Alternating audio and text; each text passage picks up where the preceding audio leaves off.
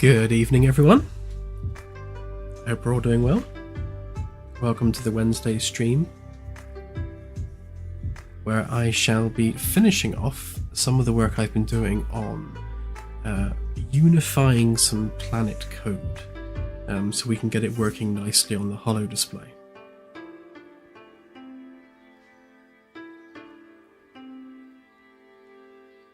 And yes, we will have cats in space, most certainly. Well, a cat in space.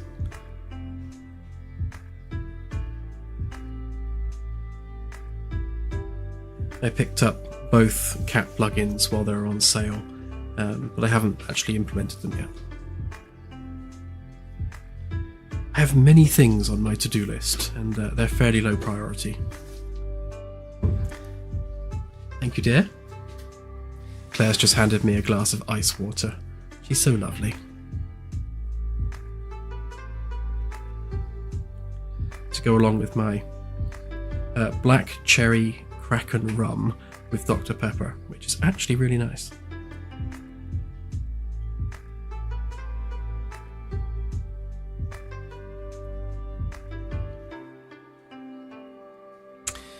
So you might have noticed there wasn't a build after Sunday's stream, because I ended up falling down a bit of a rabbit hole. Specifically,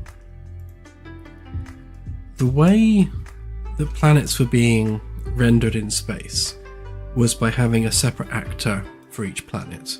So certainly with the Sol planets, for example, if we go dig out the right folder. So we've got a folder here for each planet in the Sol system. And each one of these, if I can find one that still has one, I think Saturn does.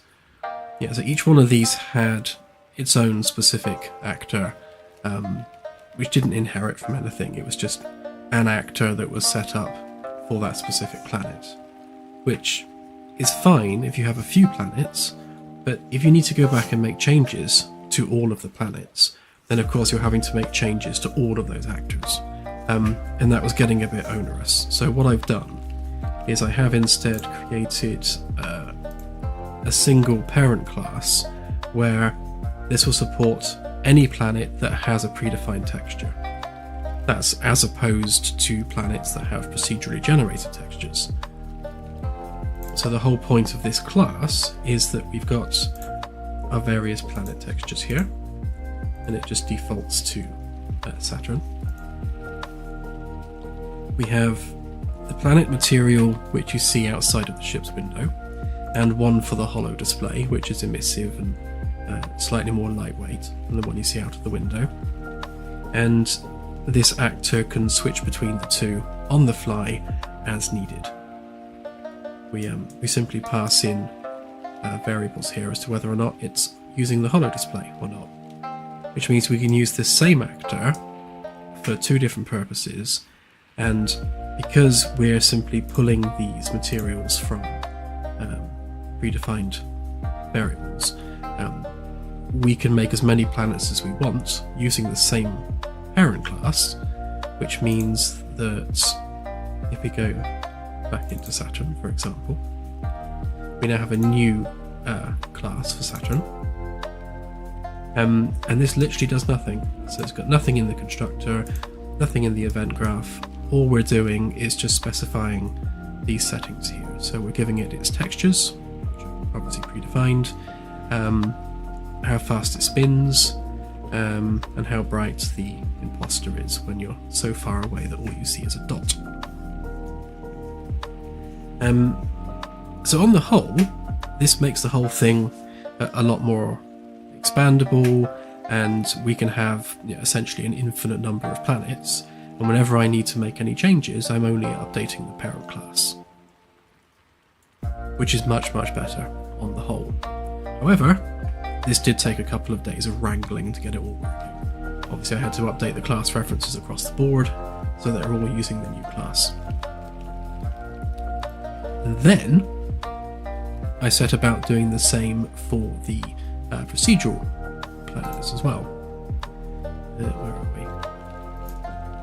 here. So the difference between the procedural planets and the pre-textured planets, of course, is that we're generating the texture procedurally.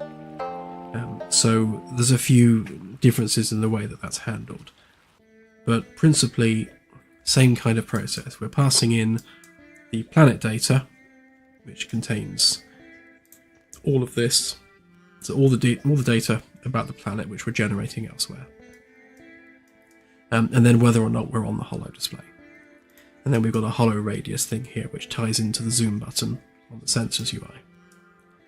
And then what I've just finished doing about 10 minutes ago is splitting whether or not we're on the Holo display, and then changing some of the functionality depending on whether we're on the Holo display or not. So one of those things is killing the billboard, because we don't need that, getting rid of the atmosphere, because we don't need that. But we do need the planet material, and we do need to generate the rings if there are rings. If we're not on the Holo display, then we need to be running our optimization timer, and we do need the billboard imposter for when you're so far away from the planet that it is a dot. And then the optimization for that is massively reduced to what it was before, but it's quite simple.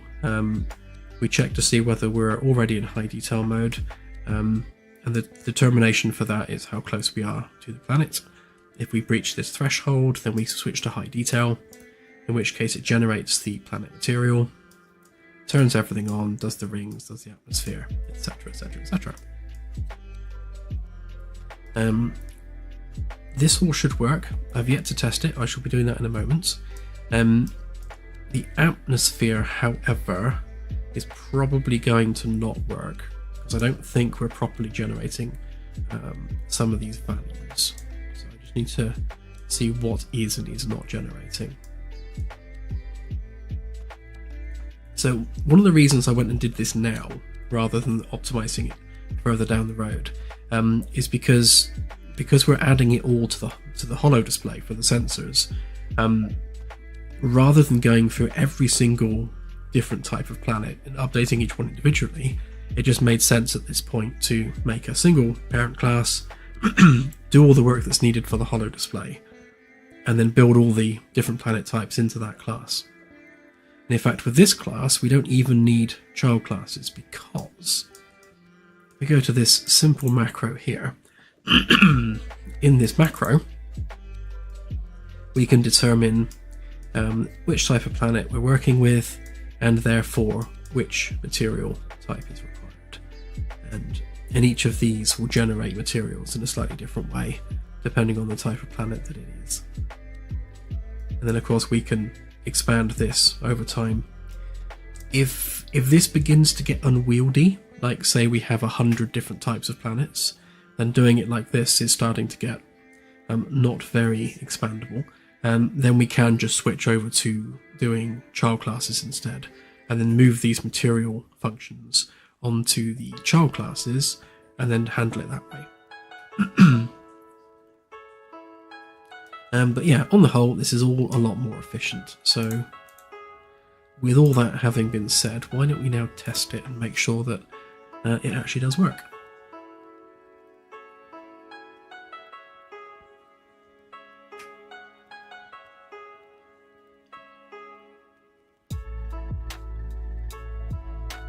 Yeah, the atmosphere in the Holo display is an issue we have with our current atmosphere, in that it doesn't work if it's that small.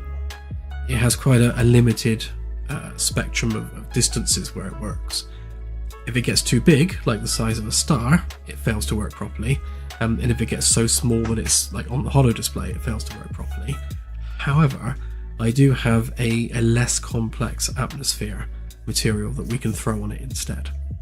And that one only works when you're viewing it from the outside. It doesn't work when you're viewing it from within the atmosphere, but for such a small thing on the Holo display, that doesn't matter. Okay, so Earth has an atmosphere. That's a good start. And just make sure that it's on the Holo display. Yeah, there it is.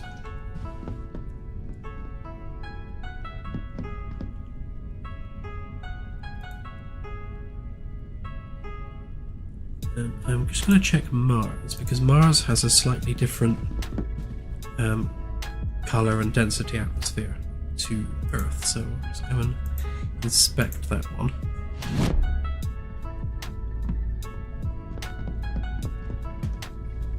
One of the things I was wondering is whether or not we need a toggle for the clouds. Obviously, the clouds on here are obscuring a lot of the surface detail, so I think it would actually be valuable to be able to toggle those on and off for the Holo display.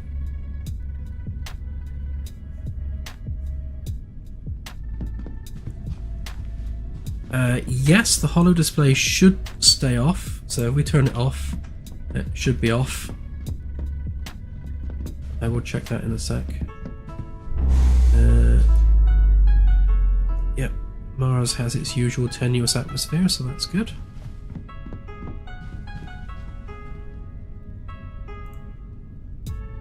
Ah, excellent.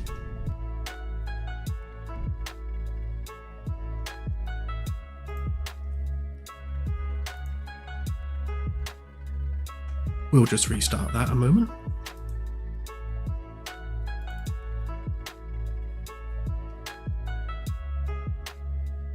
That'll be because I've been opening practically every single planet texture there is during that editor session, so it's all sort of sat in memory still.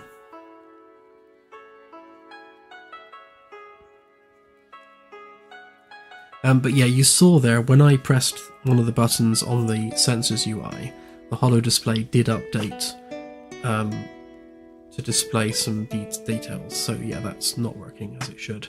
When you turn the Holo display off on the command console, it should not come on for any reason. So that's just a logic fail that needs tweaking.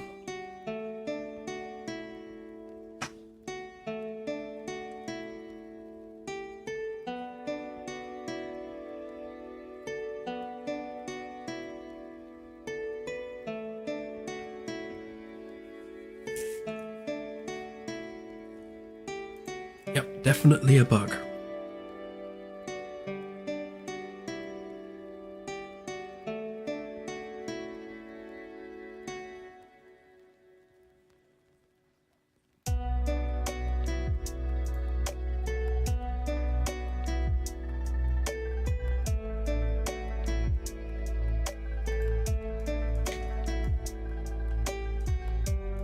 Let's just jump straight in and try that again.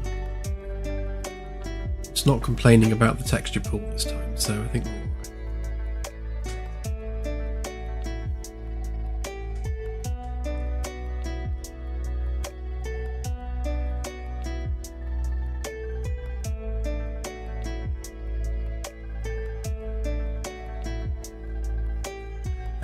Commander BC5, yes, you're right, the Sensors UI is very much a single UI for many purposes, and would be good to fit more data on there. We're kind of limited by real estate, really, as to what we can fit onto it. We can make it tabbed, and we really could have as many tabs as we want. But it is quite a hefty display. It would be nice if we could do a visual map of the planet actually on the display itself. I still haven't quite finalised in my head exactly what's going on in this particular tab yet. Obviously the target list needs to reflect things that are within range of the planet itself, so that's going to have like stations and anything in orbit such as moons.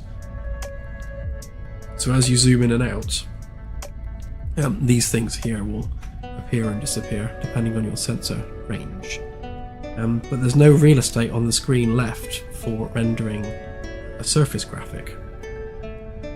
But at the same time, while that might work for pre-rendered textures like these ones,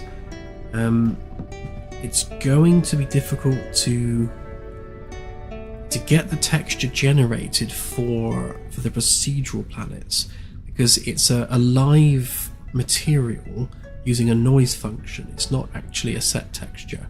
In fact, it's not generating any textures because it's all done in noise. So we'd have to maybe write that to a render target and then display that render target on the UI. And that's something I'll have to have a think about.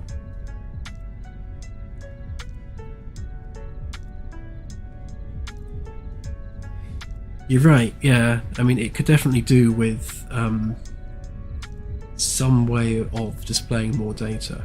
I mean, another thing that occurred to me is that we could actually have windows. So we have different data panels that just pop up. So you can expand and close those no differently from any window on an operating system. So like if you've got Earth here, you could have a button for surface scan. You click that and a window pops up showing the actual graphic.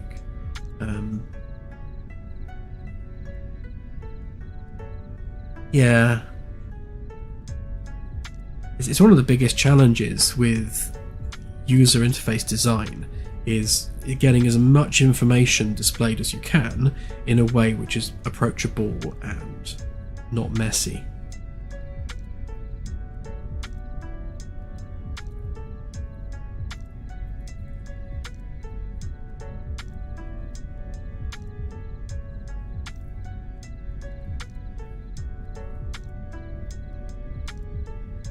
Yeah, well, the issue with pre-generating textures is there are hundreds, if not multiple hundreds of billions of planets in the galaxy, and we'd have to do that for all of them.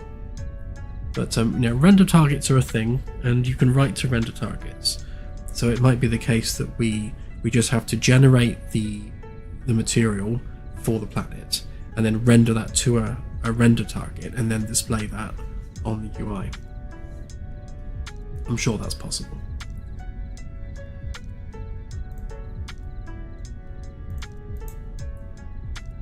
You just go and find a random thing. That'll do.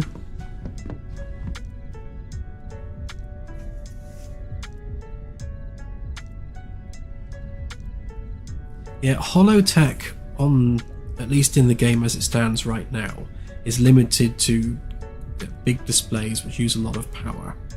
We don't have personal hologram displays within the game's lore.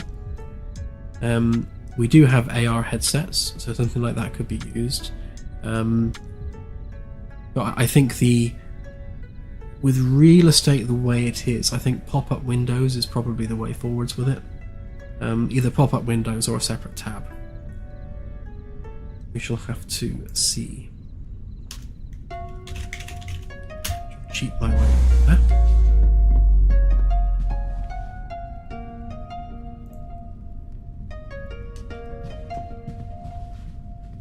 Okay, well, we have some rings.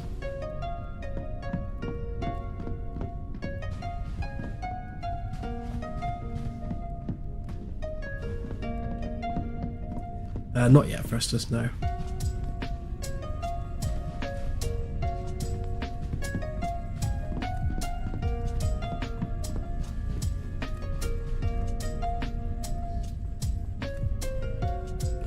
So the Holo display version of the material is definitely not rendered.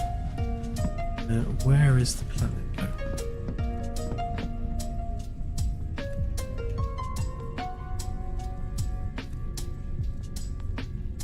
Rather typically, I think we're on the dark side of the planet.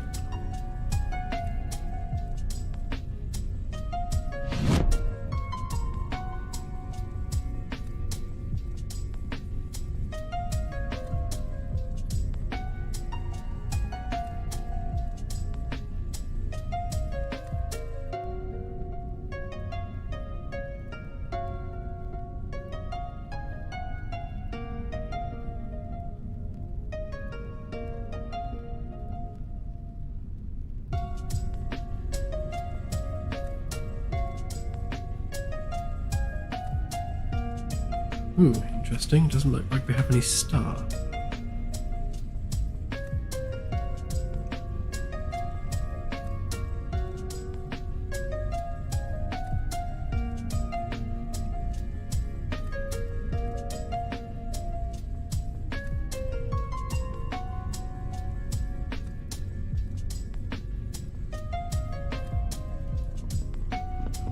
Okay, interesting. seem to be spinning around on a tablet. I really will have to stop that appearing there.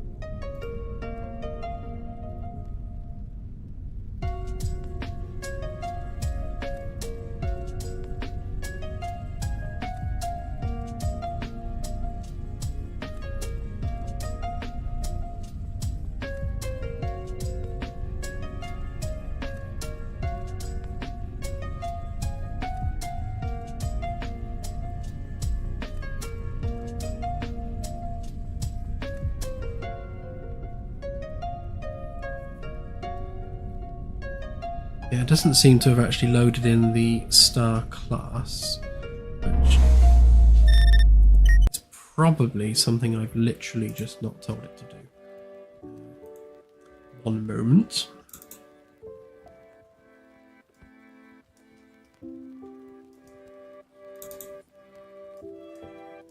I bet it's... Where are we? Yeah.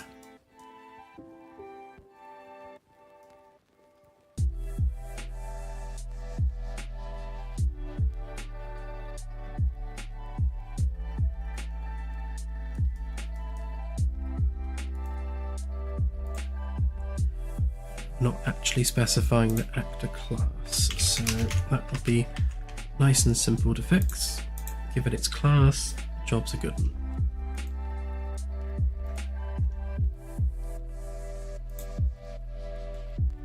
So if you recall back on the previous stream, with the Holo display, I was having to kind of bodge it a little bit to get it to load the right class for each object. And what it's doing now, where are we? Short range. It is now taking the actor class directly and setting the class from the large system object. So the large system object struct is anything from stars down to moons. So it's large objects within a solar system. And this will be all the data for that object. So what I wasn't doing previously was actually specifying a class for that object, but we now are. And of course the star needs that manually set as well. So that should fix the problem. I should just go there just to verify.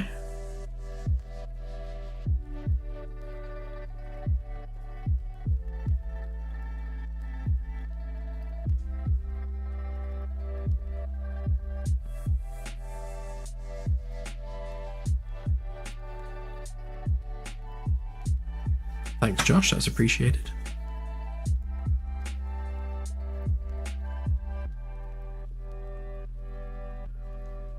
Things progress a little bit every day.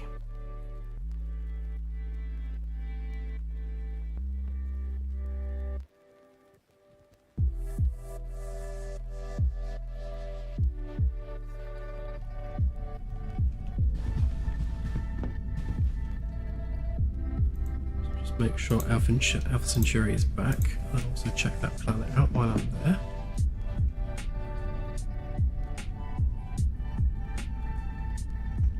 Yeah, we're definitely in a position now where rogue planets can be added.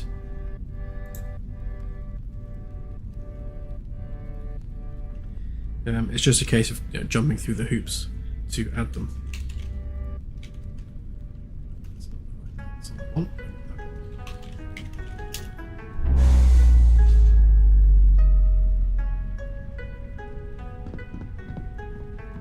This is looking a little bit more promising.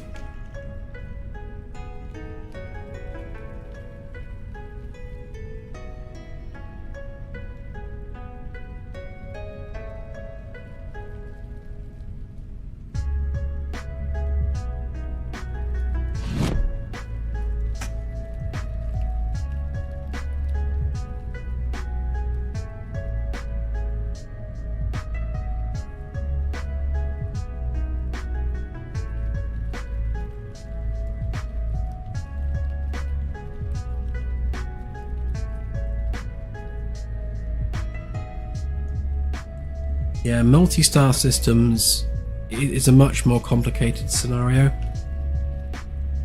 There's a lot more work that needs doing for those.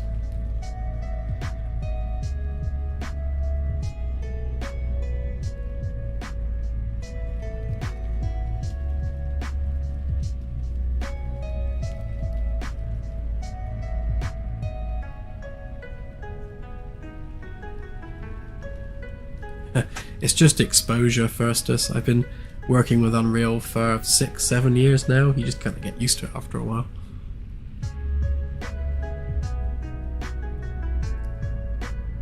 So planet's generating, atmosphere looks fine, the star has returned, it has rings, so that all looks like what it should look like. But you can get out of there. What do we have here? So we still have bad data there. Now, interestingly, is that the same ring texture? No, it's not.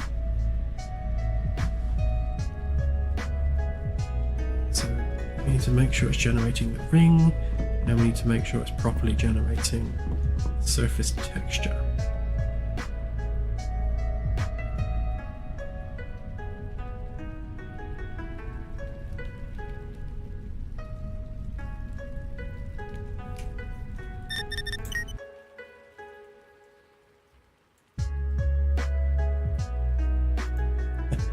I wouldn't use the way I do things as an example of like how things should be done. It's just how I do it, and it's probably not the industry recognised standard, which I guess is, you know, what you have when you're generally self-taught. I self-taught myself everything I know, so I'm winging it pretty much.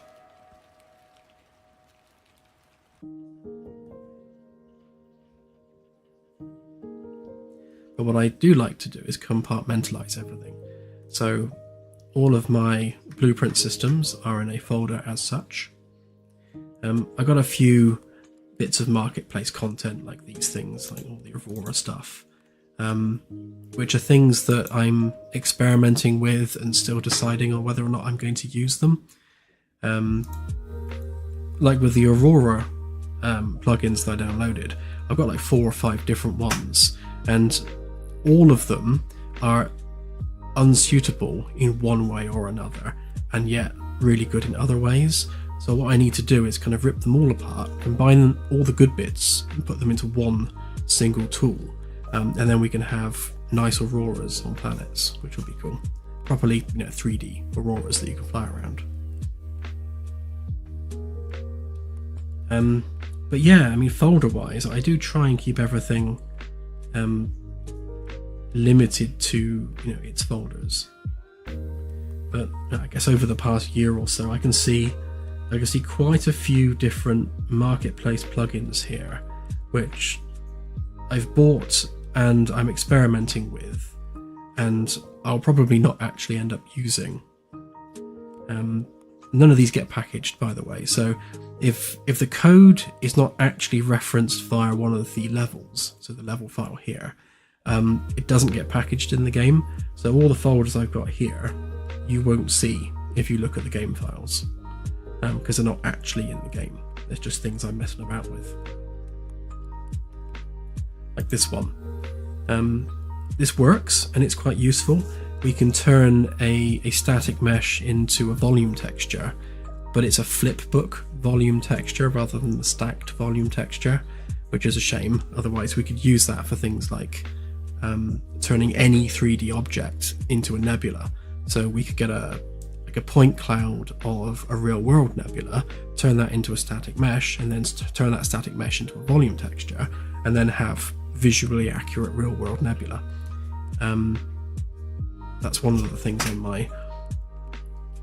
on the back burner that I'm working on.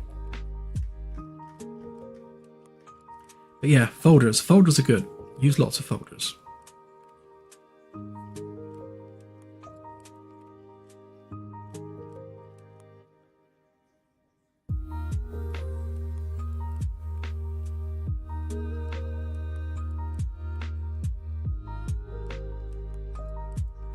That's good to hear, Doodly Pop. Yeah, definitely.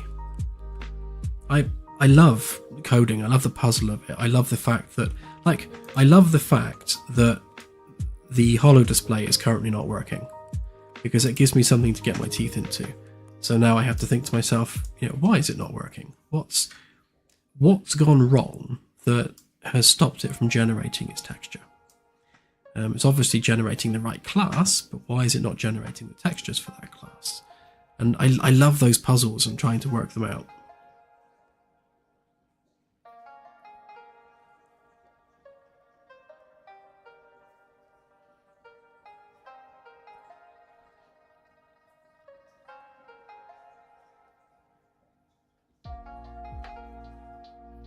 Yeah, when something just works, I'm immediately suspicious. It's like, there's no way that just worked. Like, first time without any issues. That never happens. And yeah, I have no plans to open source any of this. However, one thing that I'm kind of considering doing is, once the Galaxy system itself is complete, I might stick it on the Unreal Marketplace as a Galaxy tool for other developers to use as part of their projects. But it's got a long way to go yet before I'd consider it, ready as a marketplace plugin.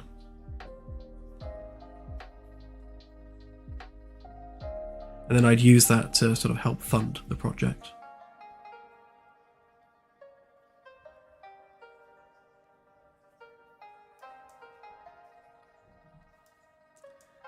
Right, so why, oh why, are you not generating textures?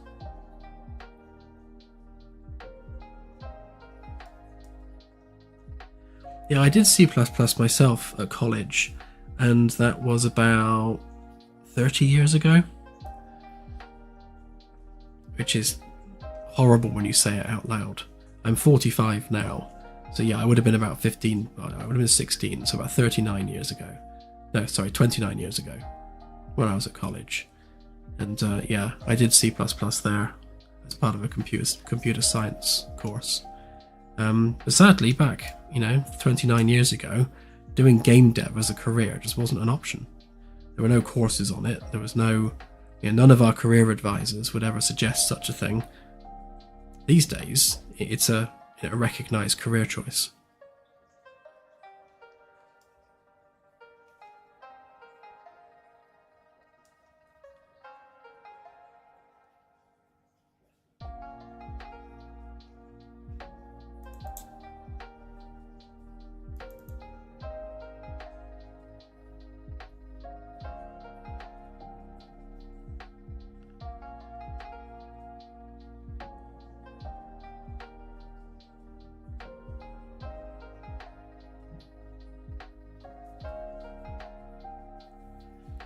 The Steam demo is the only public version right now, but we do have the backer builds, which generally speaking get updated twice a week.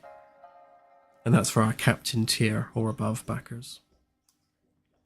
And those backer builds are essentially whatever I'm working on right now. So when I'm done with this evening, I will put a build out, assuming it's working, of course. That's why I couldn't put one out on Sunday, because I'd broke it, and there was no point putting out a broken build.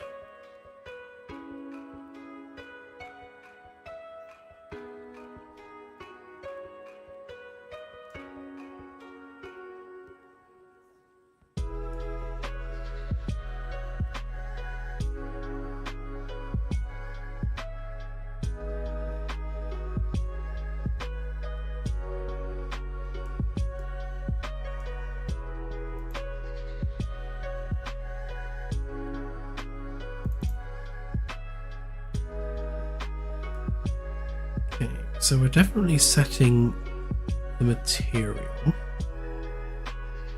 and indeed the rings.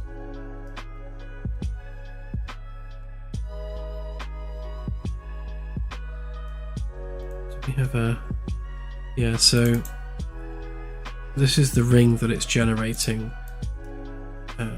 on the bridge automatically. Which is no good. In fact, clear that out completely.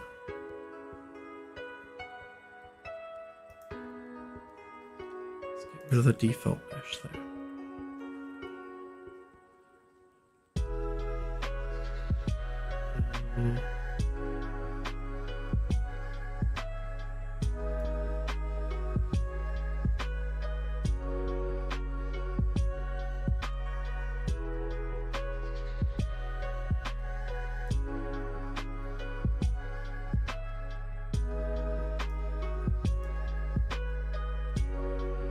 My first language was BASIC on the Commodore 64.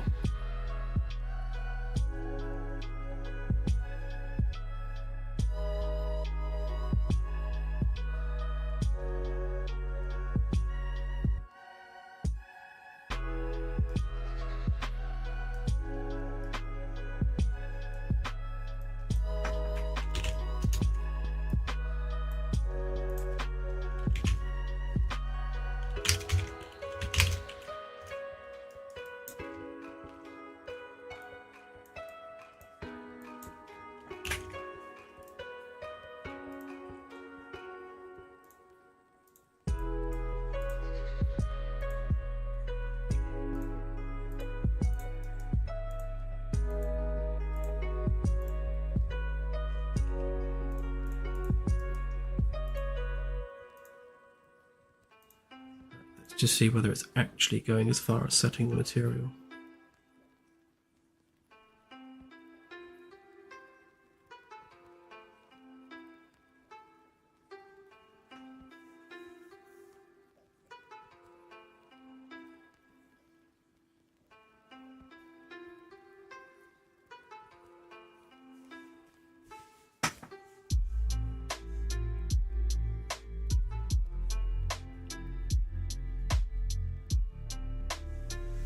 I think the most advanced thing I ever did on a Commodore 64 was have a hot air balloon bouncing around the screen.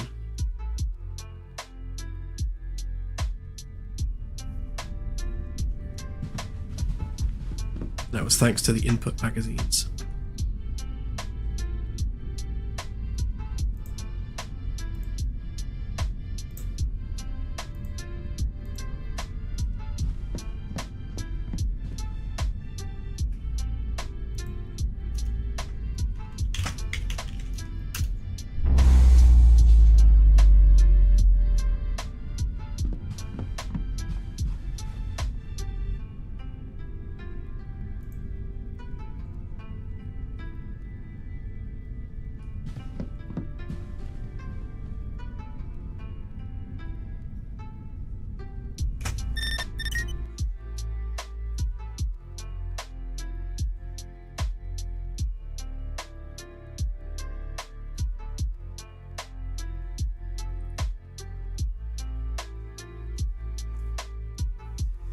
Yeah, I think system mismanagement and doing things in the wrong order and causing damage is definitely something we need to implement.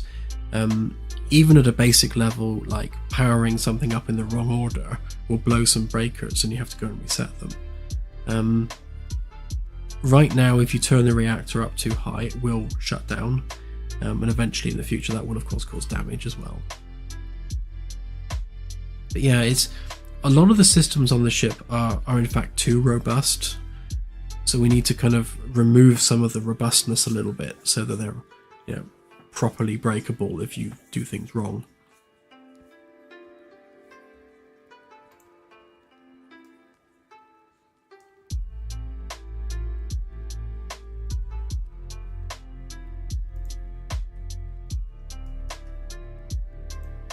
You know, I have a suspicion that it is not actually generating the, or rather it's not assigned to the right class.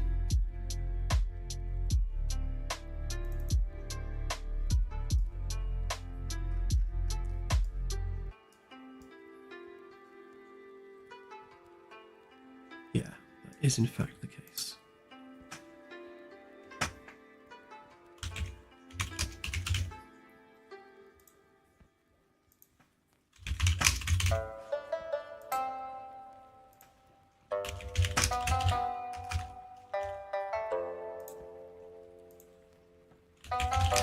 yes, what was happening here is that it was still set up to use the old individual classes for each type of planet.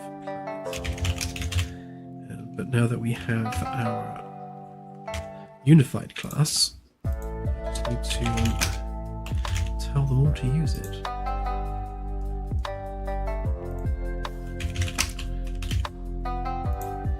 And it should generate all the right stuff based purely on the type of planet that it is. At least that's how it's going to work in theory. How do you spell planet again? There we go.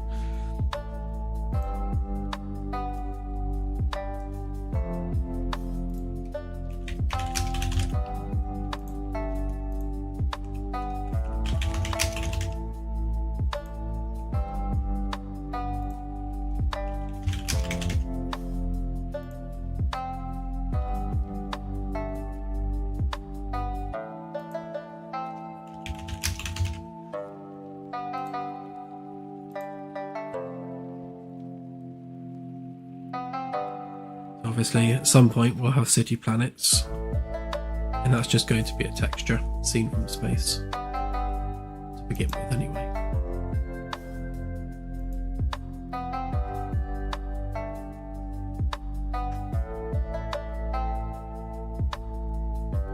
So you notice there that I was hooking up the dwarf planets to the ice planet material, so I'll just go ahead and do that. Really, because we need some silicate dwarf planets as well, so I need to split that between ice dwarf planets and silicate dwarf planets, because planets like Pluto would be an ice dwarf planet, whereas I guess Ceres is a silicate dwarf planet.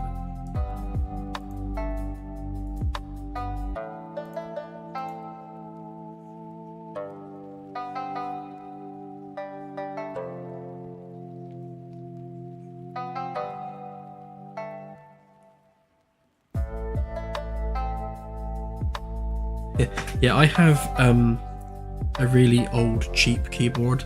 I really should upgrade it to something slightly slicker. It's very clacky.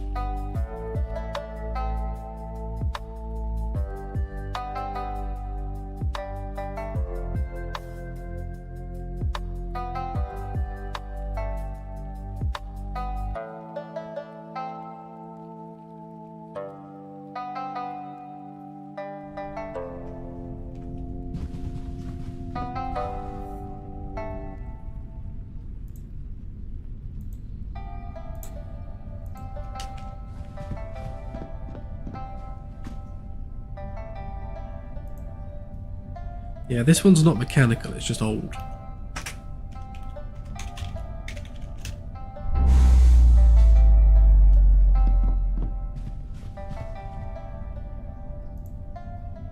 Ooh. It only bloody worked. Does it have a ring?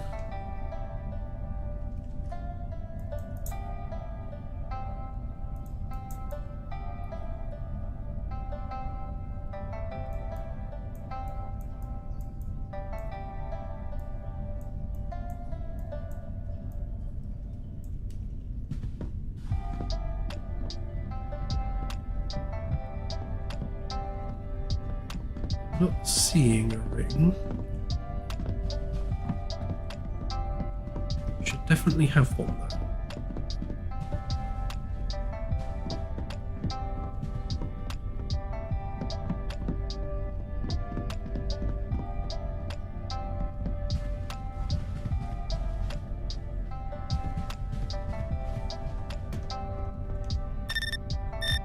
Actually, before I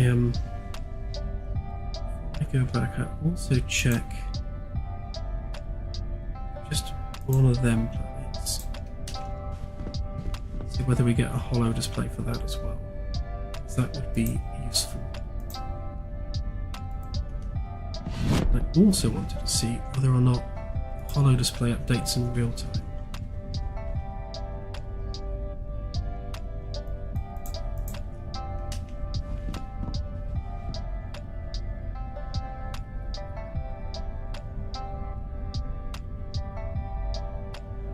Yeah, it might be overexposed a little bit, which will be the material, the emissive on the material is a bit too high. I shall have to have a look.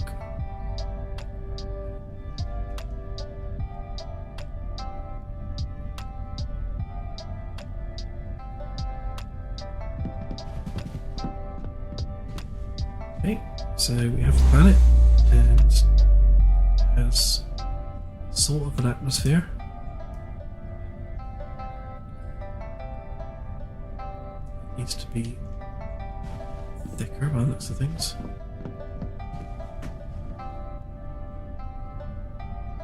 Right, so this isn't updating automatically, so needs looking at. I do, however, have a planet.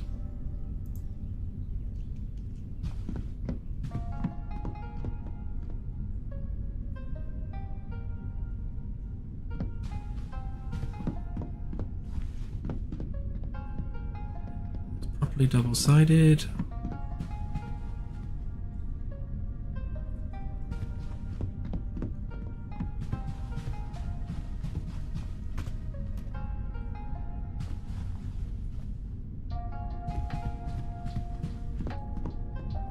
Yeah, I think, if anything, this one's slightly overexposed as well, so that could do with being turned down slightly.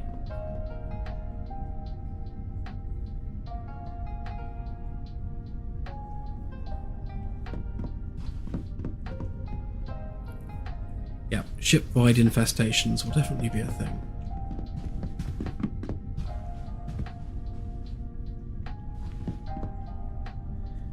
Let's go and have a closer inspection of that atmosphere a minute.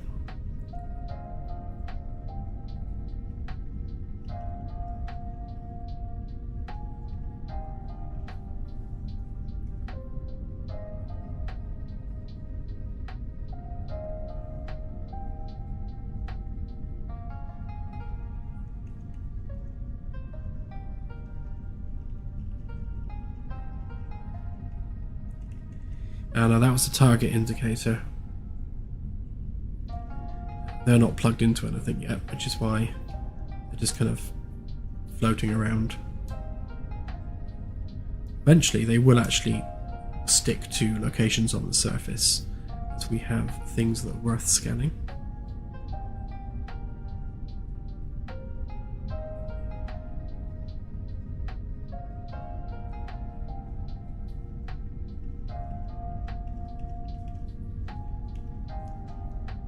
The music is by Lofi Geek. It's just a channel on YouTube that does free lo-fi music.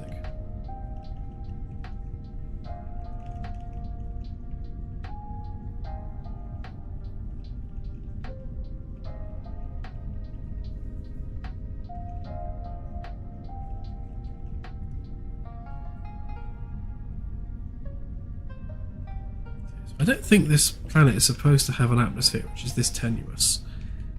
So I will investigate that.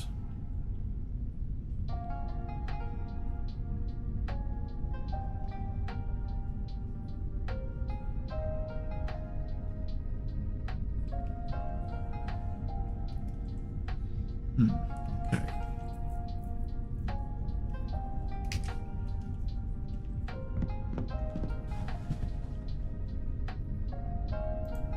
Right, so we know that those work.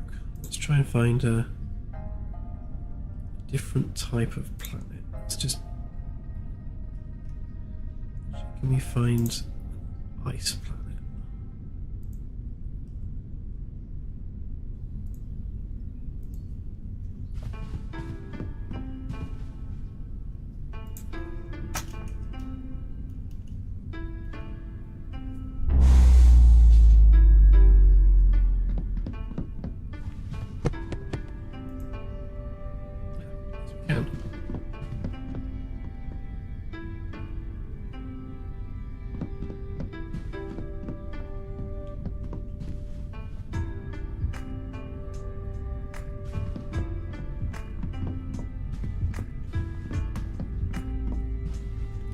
Just to check, does it actually look like that?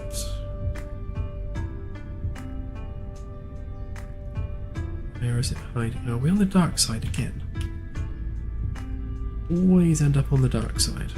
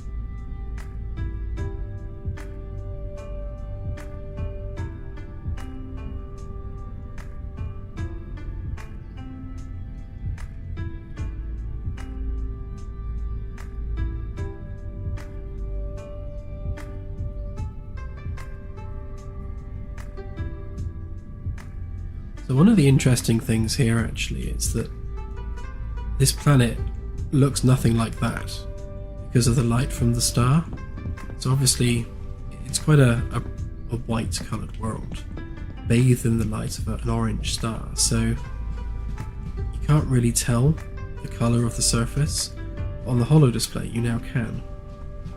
So that's kind of cool.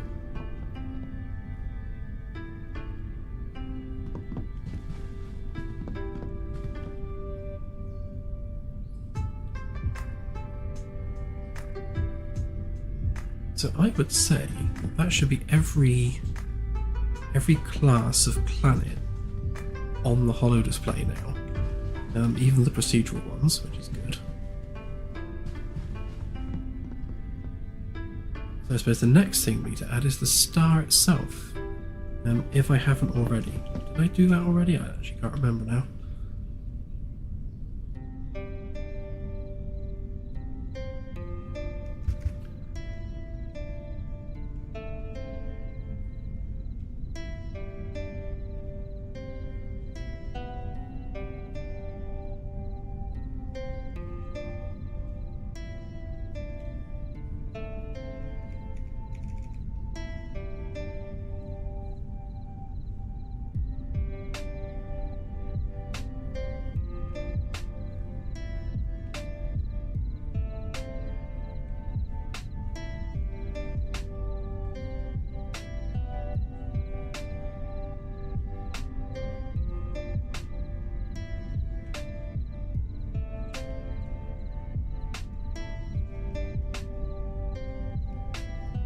Should be about close enough.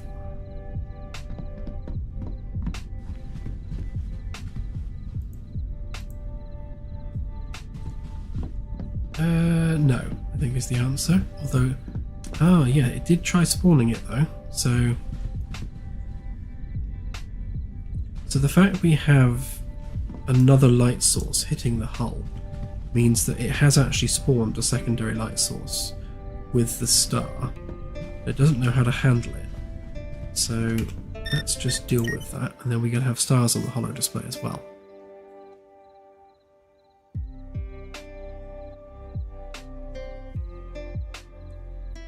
Not yet, Anassi, no. I shall have to go through and test each planet individually.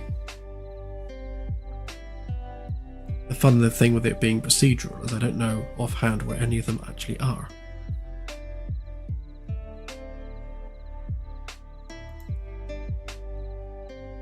Although they're all on the same class, so technically if one works, they should all work. Technically. Obviously there's a few differences that would cause that to fall on its face.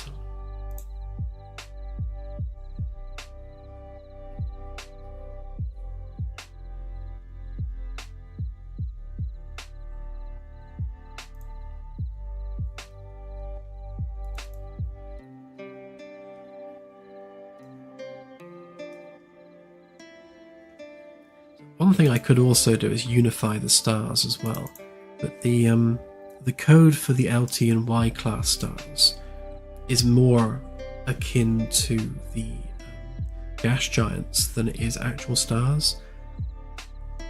However, that said, I can just have it create a different material, like I do with the different planet classes. It's not beyond reason.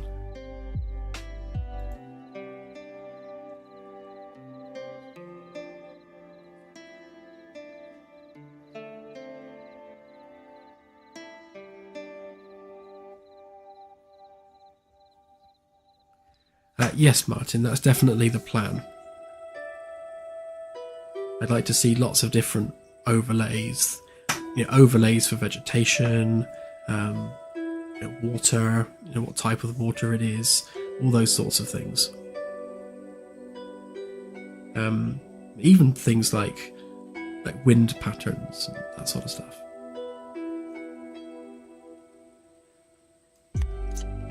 Obviously, again, this is an iterative process, so those sorts of things get added over time. Our whole, really the whole of the development at this point is setting up the core systems and setting up the foundations for all of these things. So, step 1, make it so you can view planets on the Holo display. Step 2, start adding some detail to that.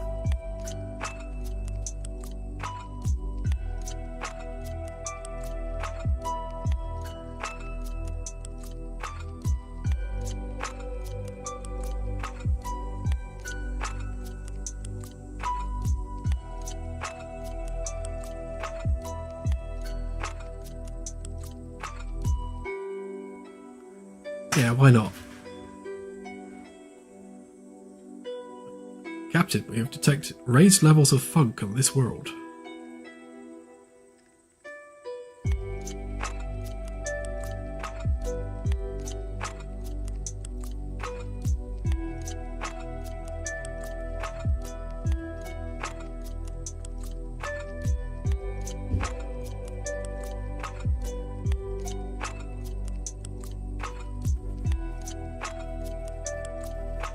Delta, yeah.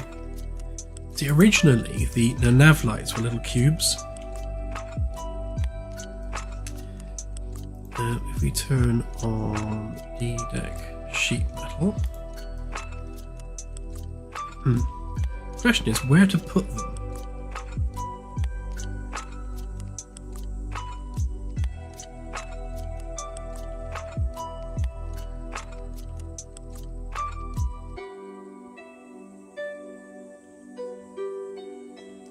Kind of maybe like here and here. So it'd be good to see them from the bridge at the very least. Because all you need is a cube.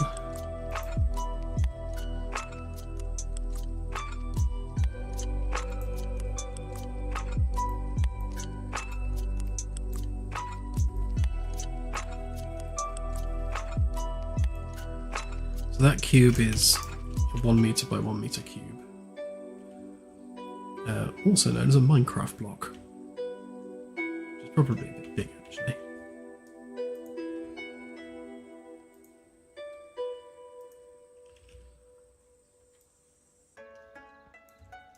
Half a Minecraft block, that's more like it. Although for symmetry's sake, maybe there.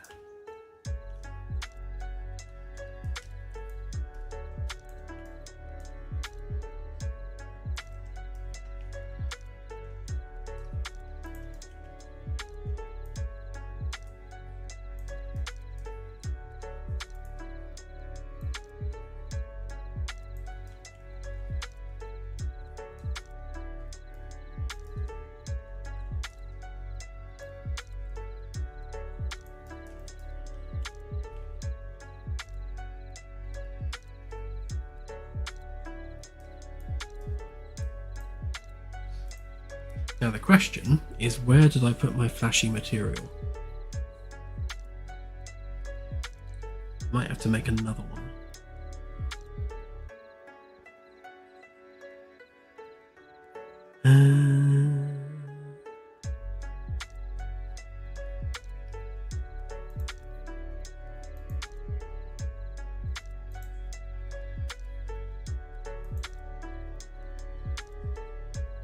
Ooh, could it have been these? Could very well have been these, actually.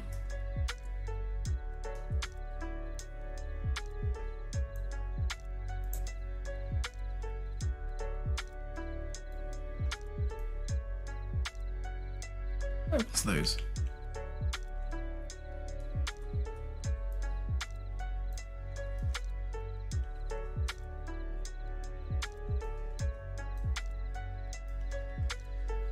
Now the bigger question is, have I got the red and the green the right way round?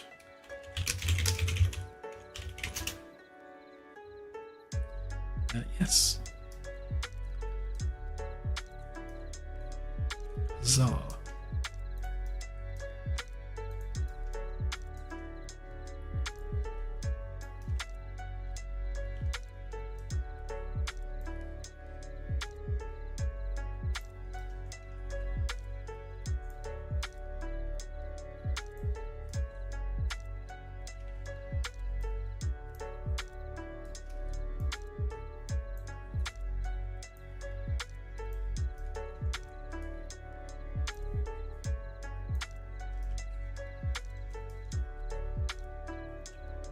There we go.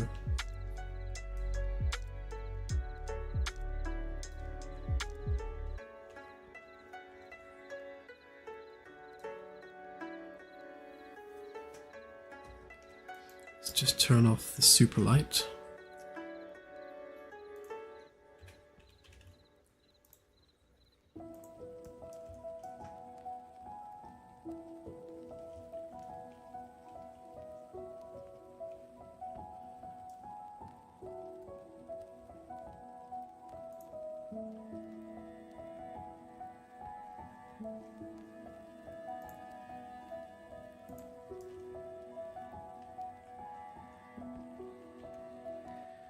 I will eventually have to replace these with billboards.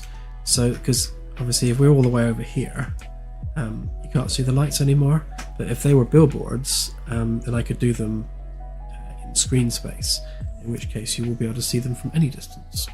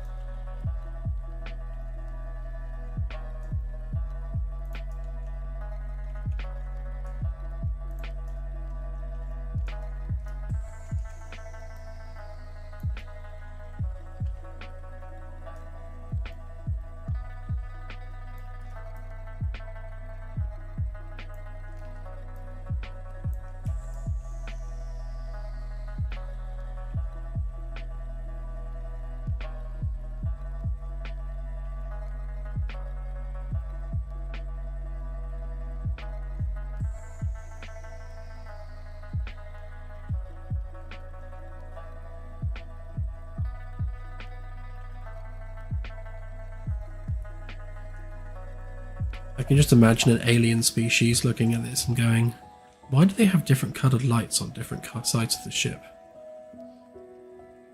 What is it with these humans doing weird stuff?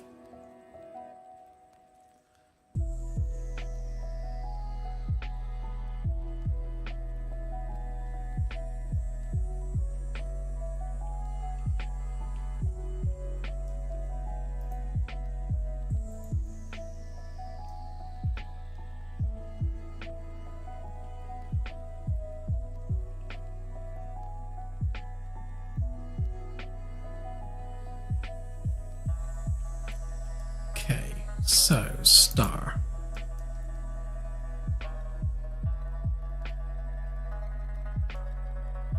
I've already added the code for the Holo display, so that's a start.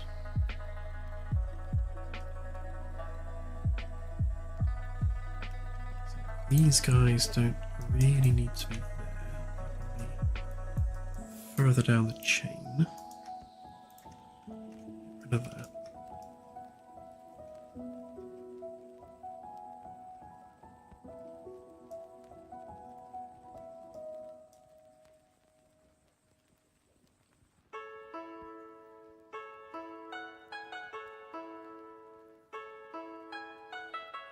Yeah, we'll definitely have spotlights on the ship to light it up when you're between stars, because there's literally no starlight there at all, so it would be good to have some kind of illumination.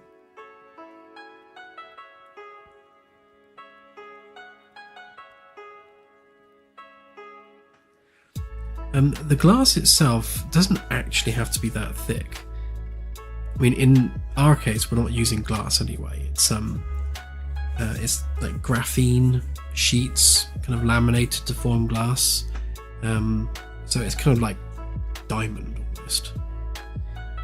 But the pressure of space is only 1 atmosphere. Which is nothing like the kind of pressures that, say, a submarine would have to encounter under the sea. There's very, very, very little pressure in space, really.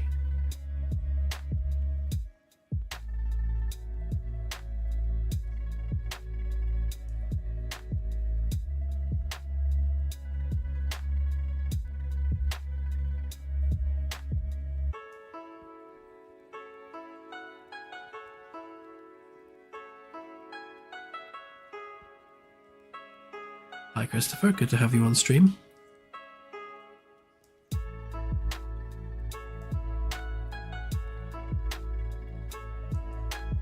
Right, I think what I'm going to do with this is exactly the same as I did with procedural planets, in that we need to do a switch on, not that, whether or not we're using the Holo display. We need a couple of sequences.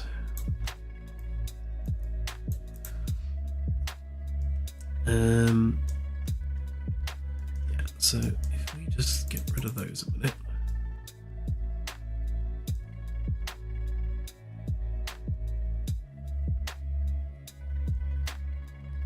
Yeah, the thing with submarines though is that, hang on, how deep do you have to go for 2 atmospheres? So port water depth is 2 atmospheres.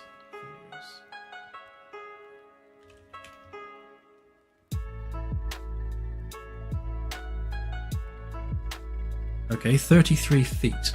So at 33 feet in depth, that's the equivalent of space.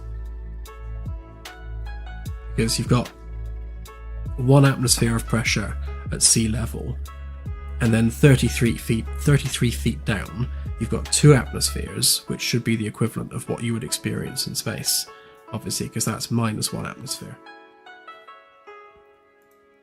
So that's 10 meters, which really isn't very far down at all. So beyond 10 meters, you're already at a greater pressure than you'd experience in space.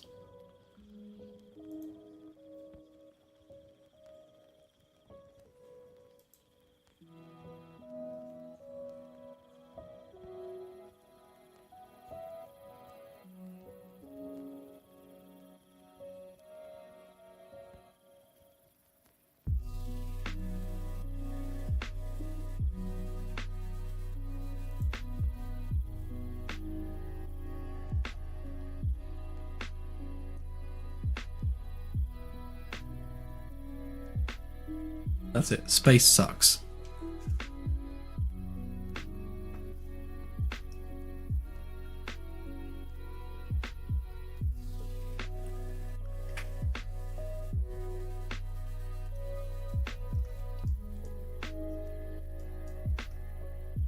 Yeah, it's interesting because it really puts it into perspective.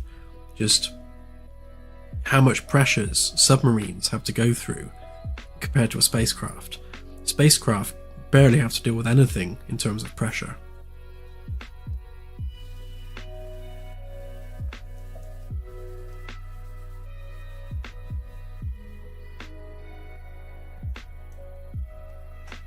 Yeah, I thought about having the Holo display spin, but that could be annoying if you're actually looking at something. So if you're trying to, I don't know, analyze something on a planet's surface and the display is spinning, and you're like constantly having to shuffle around it as it moves, which could make for a comedy sketch. But I think it would be better to have some buttons where you could actually rotate it.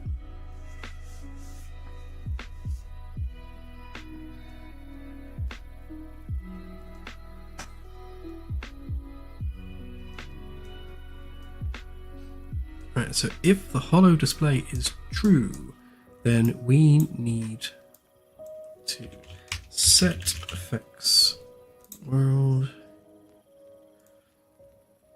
Can we not set that? Can we not set that? Why wouldn't you be able to set that?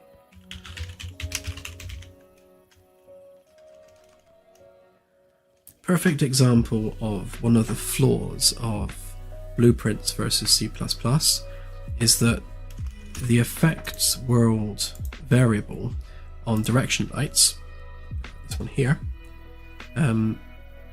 obviously you can tick it on and off manually in the blueprint, but you can get effects world, you can't set effects world, because it hasn't been exposed to blueprints. But we can just set visibility instead.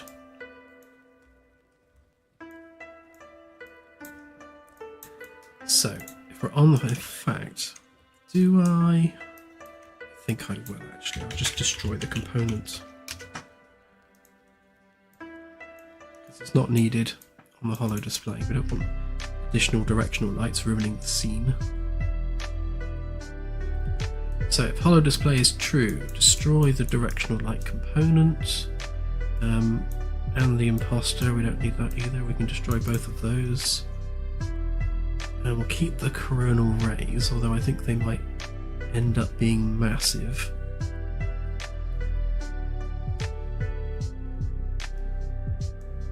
Okay. Yep.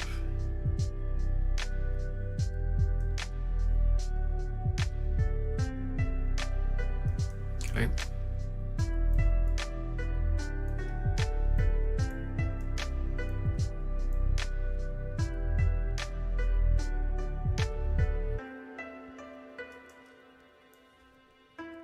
Right, so if holo display is false, then we want to do all the stuff we were doing before. And one thing we'll need to do on the holo display is we'll need to set up the mesh,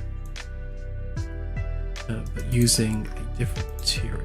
So bring back the content browser in, so we've got basic star, and we want a holo version of that. So this one, oh, this is a material instance, that's not good, don't want that.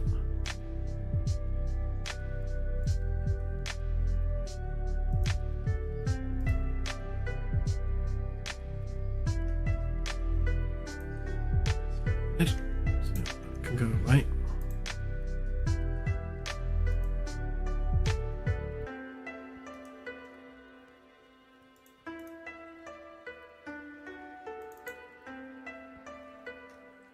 Hang on a minute, that's the wrong one.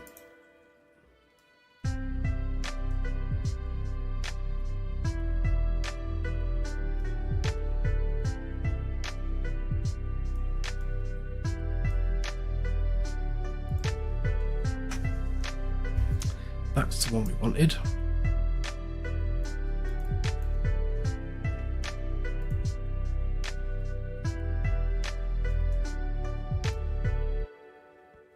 So we don't want them.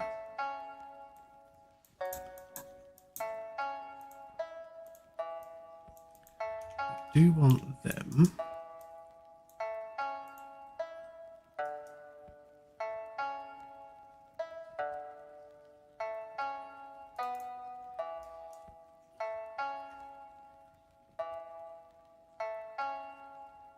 Yeah, so I think some of the brightness values in here, these are going to need changing.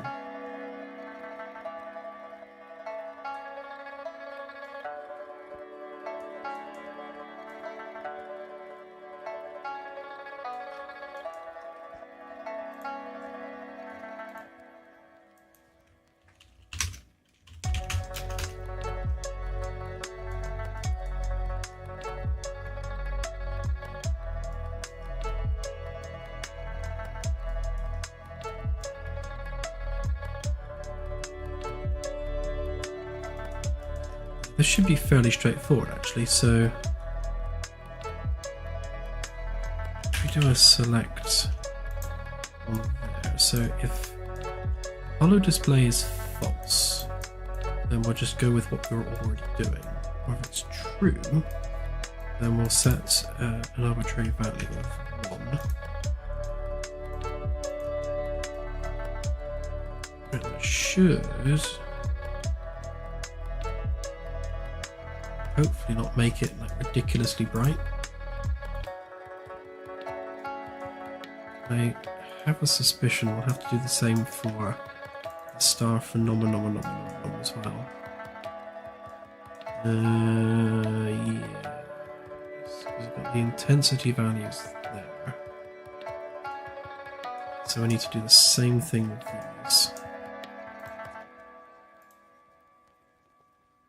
Actually, because I've already got this as a variable, so scrap it instead.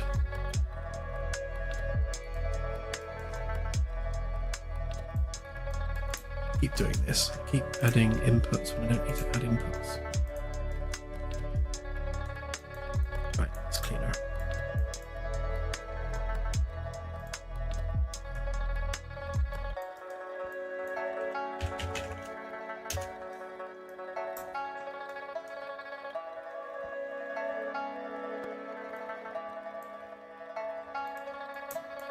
Okay. So if a Holo display is false, give it better that, otherwise give it value of 1.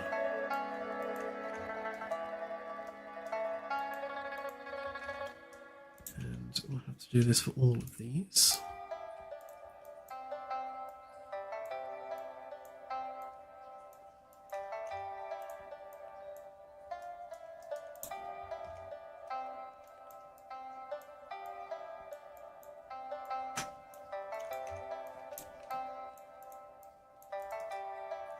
To clean this blueprint up at some point.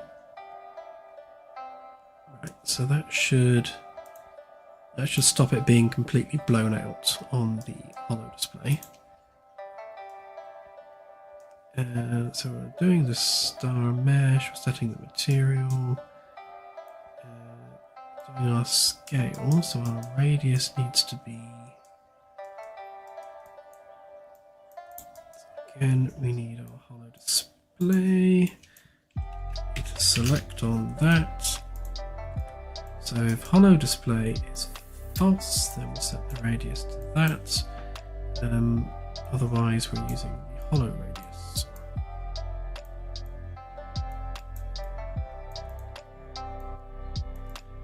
Okay, so that should sort that out. Then just pop that in there. There.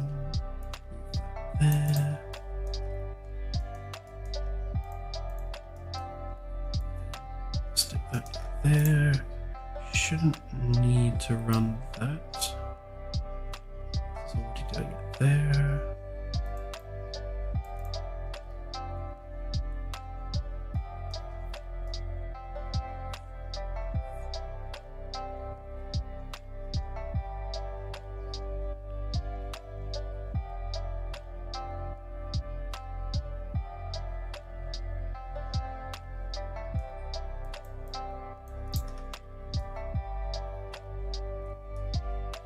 Okay, that might actually be done. Let's just give that a whirl a minute.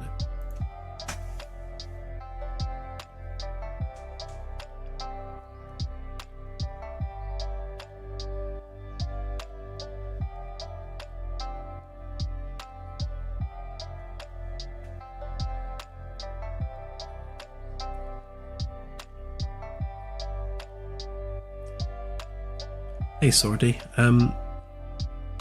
so UE5 compared to UE4, yeah, I mean I started development in UE4 yonks ago, and in all honesty I would never go back to it. There's just so much more in UE5, and it's not just the headline features like Lumen. Obviously Nanite is a game changer in terms of mesh complexity, and yes, it has an underlying cost, but the benefit of that cost is literally you can forget poly counts. They're no longer a concern in your life. So that's pretty cool.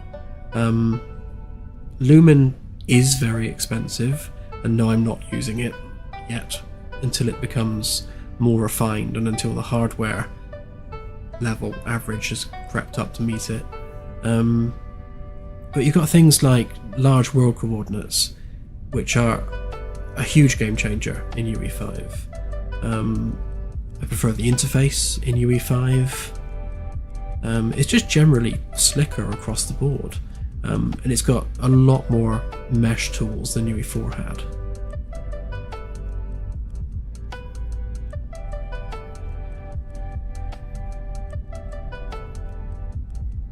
Yeah, MetaHumans is in UE4 as well, so you can use that in either, but yeah, I think UE5 is just the superior tool, just across the board. And things like, I mean, the features that make UE5 slower, like nanites, lumen, virtual shadows, TSR, all those things can be turned off. So you can get back to a UE4 level of performance by just turning that stuff off.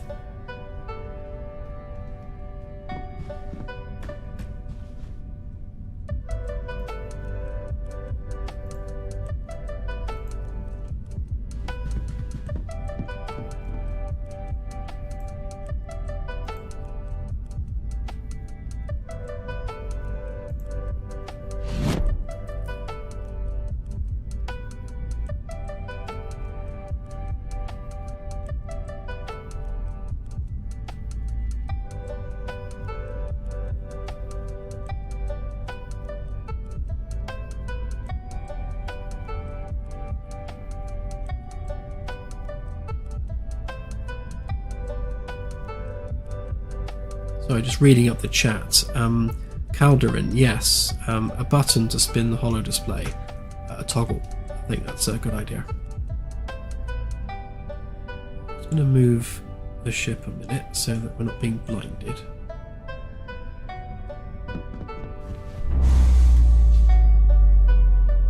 Right, do we have a star? No, we don't.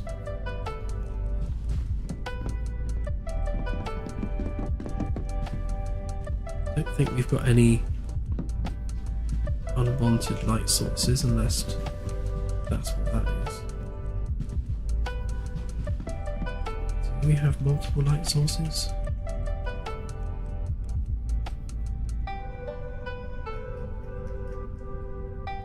Perhaps we do. So obviously, there's a light source there, and I think second light source there.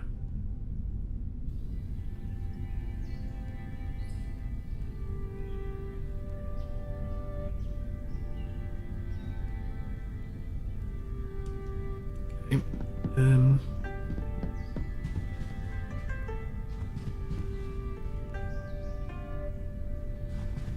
Right.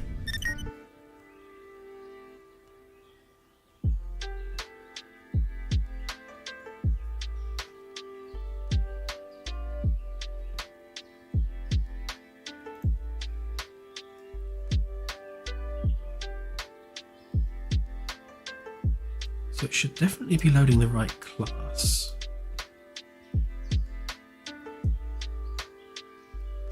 Ah, I see what's happening. Right, so we're using configure planet as a BPI, and on the stars we don't want to do that, so we need object type, and then we need to, I bet we can't run a select on this, can we?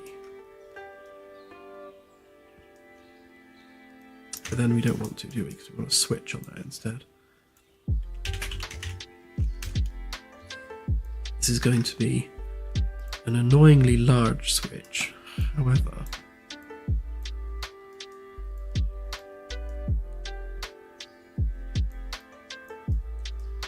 So on all of the planets, we want to configure planet. And on the other ones, we want to configure star.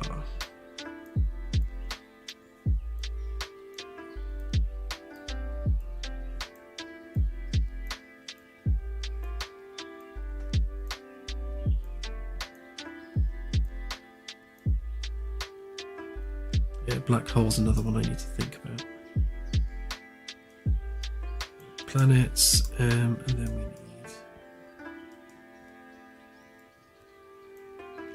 configure star. So star, star, star.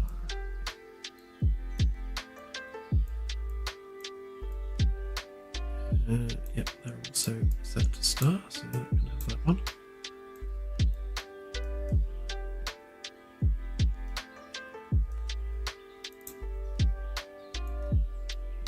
So radius, that's necessarily always on.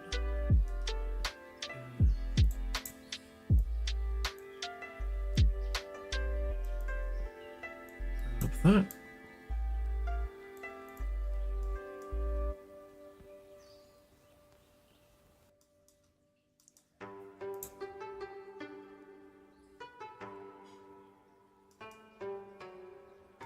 That's annoying. I need.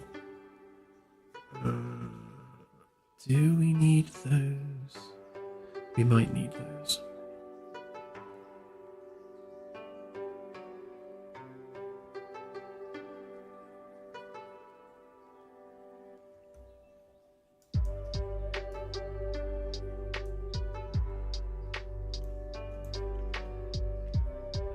Yeah, we can break it from this one actually.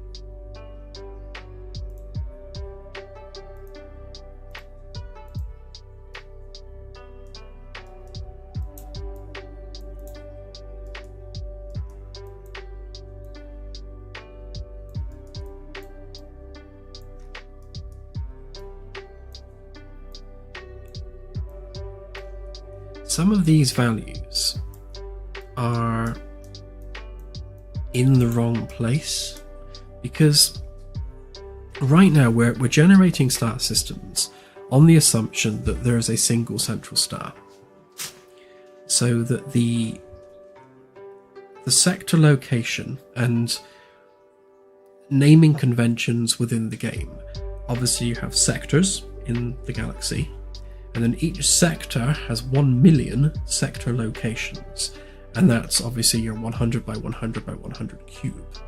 So 100 cubed is a million. So each sector location can be a star system or a rogue planet or whatever else we decide to put there. So the sector location details are the specifics of what exists in that sector location, so that 1 light year cube within the sector. So things like star temperature, color, radius, and luminosity, that's assuming there is a single central star, which means that when it comes to the large system object, which is objects within the sector location, it's not including these data points because they're just planets. And I think what I need to do is I need to start including this as part of the struct used for the large objects. I'm sure it's not there. No, it's not. So things like temperature, luminosity, those values, they need to be included in this list, because when we start adding multiple stars to a system, obviously those multiple stars have their own temperature, their own luminosity, their own color.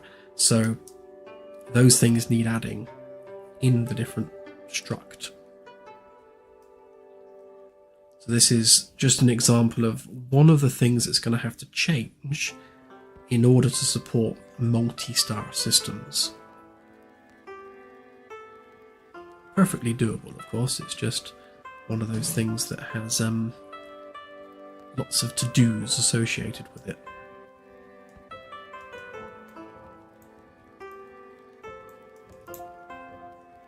Right, so that should hopefully have fixed the fact we don't have the star on the holo display. Let's test it and see.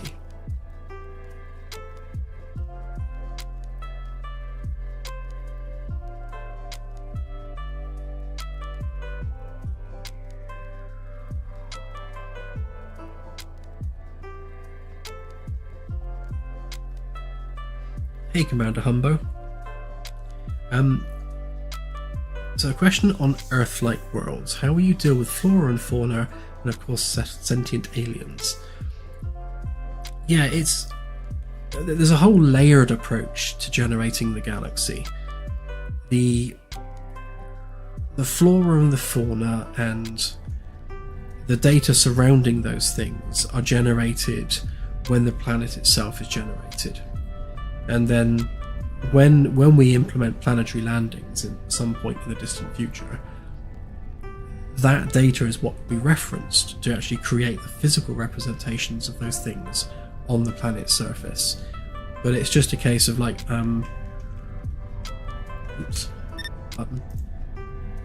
like this particular blueprint goes step by step through the creation of a planet. So we place our planets, we select our base planet type, we work out the mass, work out the mantle and the crust. From that we know our density, from that we know our volume and radius, then we do the gravity, the atmosphere, temperature, etc, etc, etc.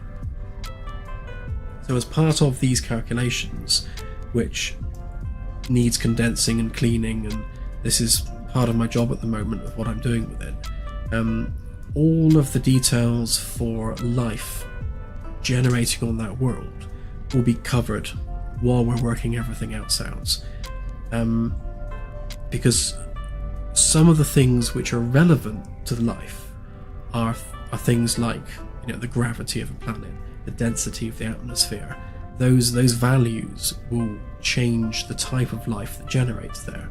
And I was talking to Claire about this in the supermarket earlier, you know, as you do, because she brought up LT and Y class stars and what the chances of plants, general flora would be around such a star. And obviously large leafed plants that work with photosynthesis wouldn't be viable around like an L class star because it's so cold and not very luminous, whereas things like mushrooms, so, you know, just mosses, that sort of thing, might very well survive very well in that kind of an environment. So lots of things like that need to be taken into account when generating the flora and the fauna. So this is all going to be done here. But yes, it is a huge task, but it's not an insurmountable one. It's just one of those things where you have to go through it step by step, generate each data point in turn as you need them, and just iteratively increase the level of detail over time. It's pretty much how we've done everything in the game so far. Start basic and then just keep iterating from there.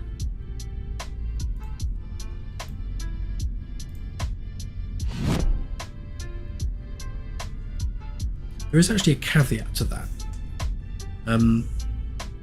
When we're generating the procedural life, and this is based on like our version of the Drake equation, I guess, where, you know, we're taking all the various components of what affects life generating, you know, in a star system. We're having to draw a line on spacefaring with that, and if they're a spacefaring culture, they'll be generated before any of that takes place. So spacefaring cultures need to be generated before the planets themselves are generated, because when you arrive at a sector, we need ships and things flying around, and those ships need a homeworld that they've come from. And of course, you've then got a chicken and egg scenario where you can't generate ships flying around a sector unless you've generated the worlds that they come from, otherwise we don't know who they are. So essentially we're going to be scattering spacefaring civilizations throughout a sector before we do like the Drake equation aliens, if that makes sense.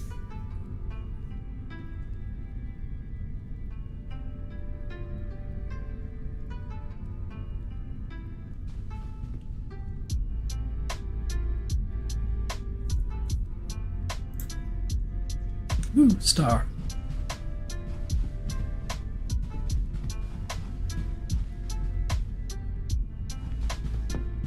Well, that seemed to work fairly well.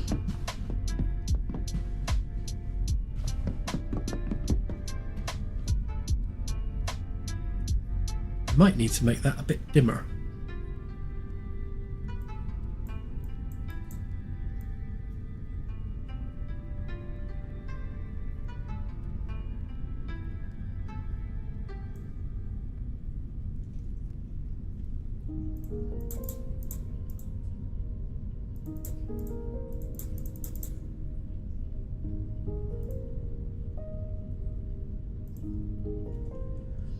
Might need to remove the prominences.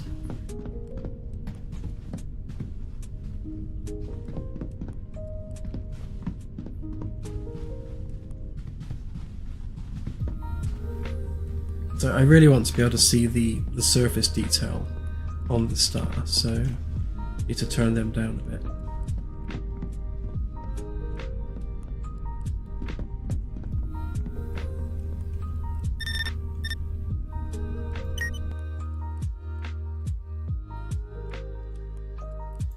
Yeah, the polarization is it affects, you're literally looking through it and it affects the brightness of the object. So on this one we need to affect the brightness directly.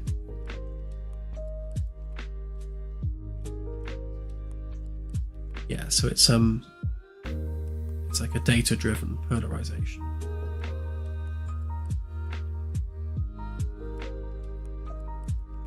Yeah, just force all the crew to wear sunglasses, that would work.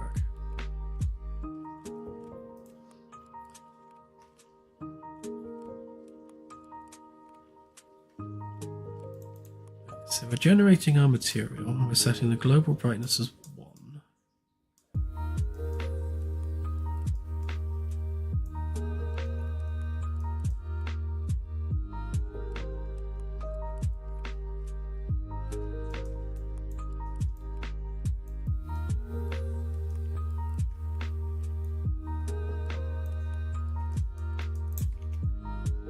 Might be a couple of values here which we need to set manually.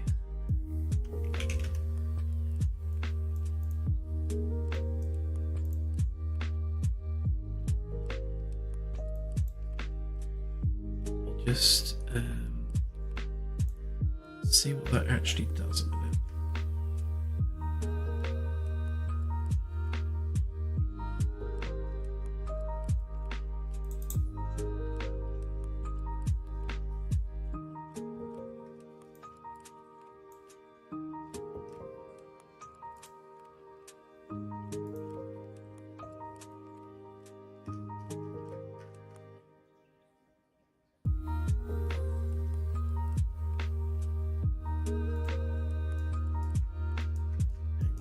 Material we're using here. Right,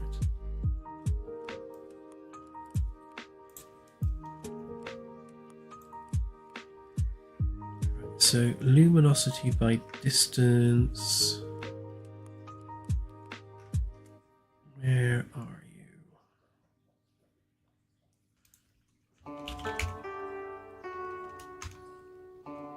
Not even up there. So that doesn't help us.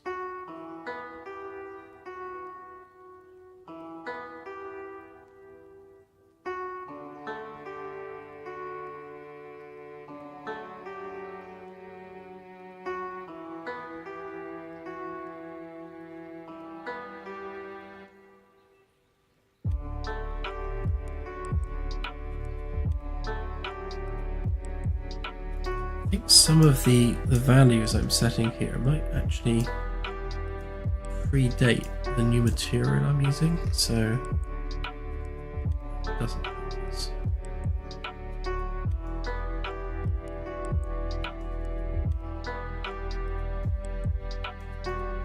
So these don't look like huge values.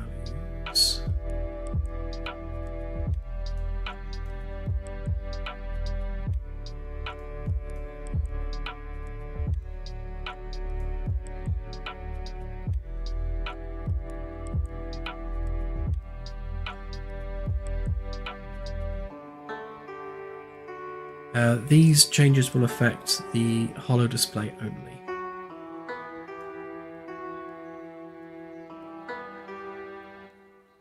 That's what this switch is here. So basically we're saying if the Holo display is false, i.e. it's a normal star, then we'll use our usual luminosity range. If it is on the Holo display, we're going to clamp that value on instead. But even at 1 it seems overly bright, so I'm just trying to work out why.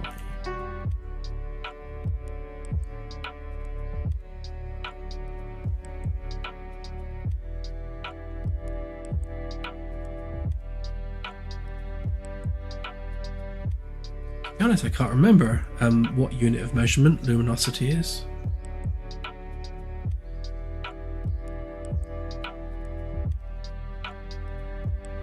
So global brightness of 1 would be that.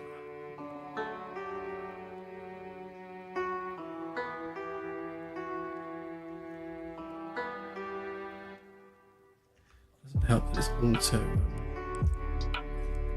auto exposing.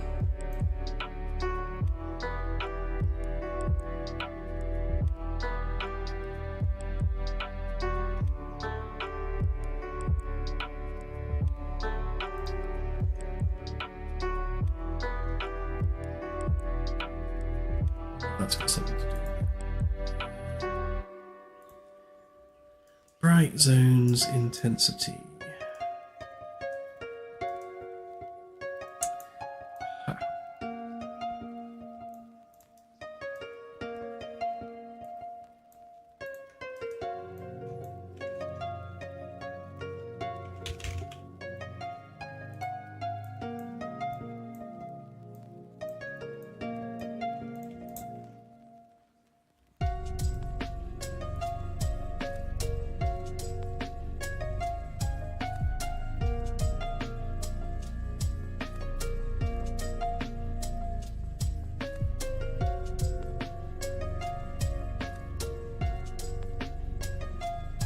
Yeah, the LT and Y class stars won't work yet, but they should do by the end of this evening. I just need to do the same job with them as I'm doing here, just making sure that the materials are appropriate for the Holo display and that it's set up with all these variables.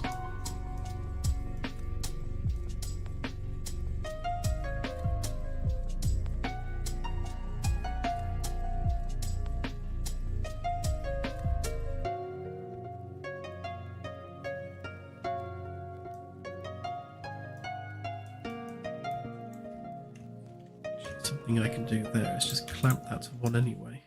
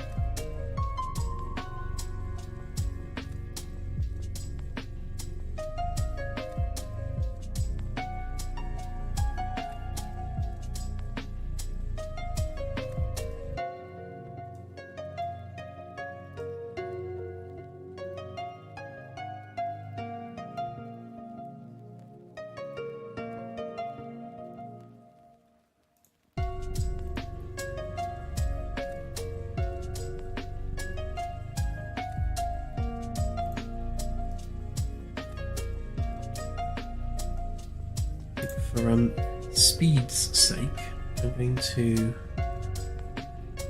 just chuck one of these out the window, and then we can mess with the settings without having to keep flying to it. Galaxy systems, stars.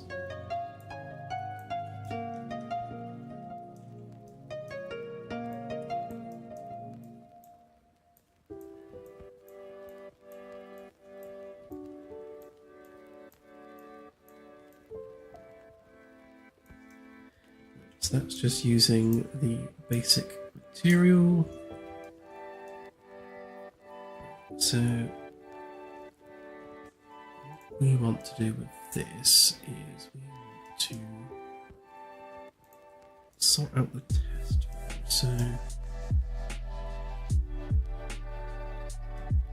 skip moving it.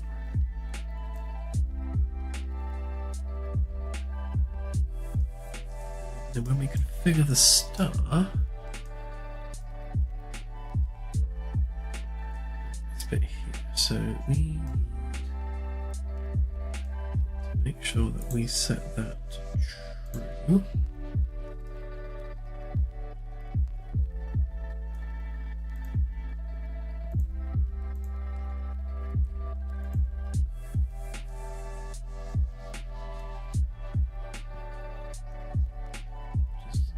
Crazy bright.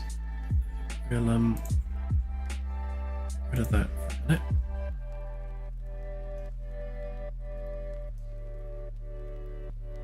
Okay, where did the star go?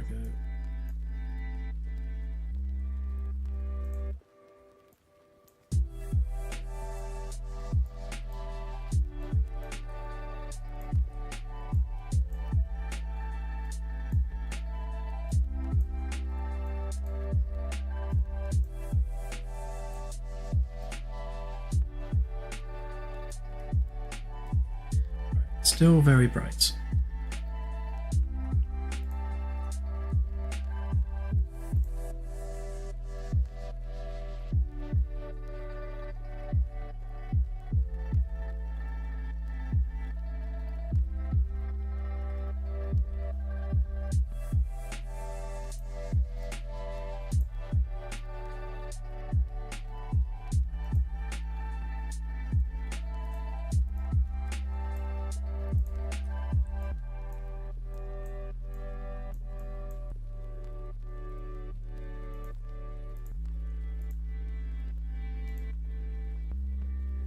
Hold on. We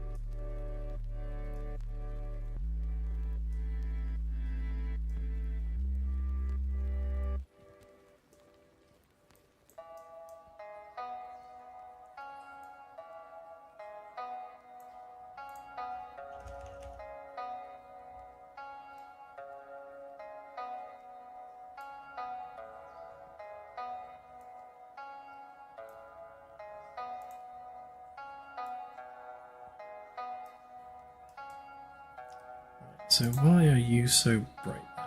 I'm going to make that 0.1. Okay. Just trying to work out where that brightness is coming from, because technically the material shouldn't be that bright at all. Let me get rid of those in there.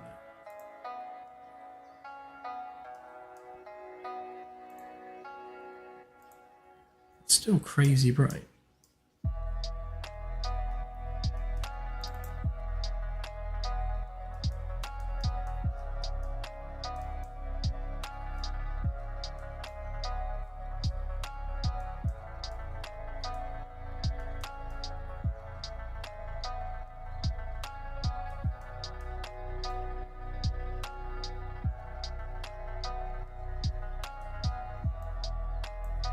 If we were to literally just do that, So that gives us the default material.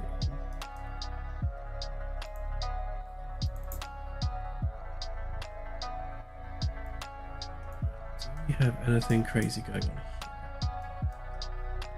Ah, that'll be why.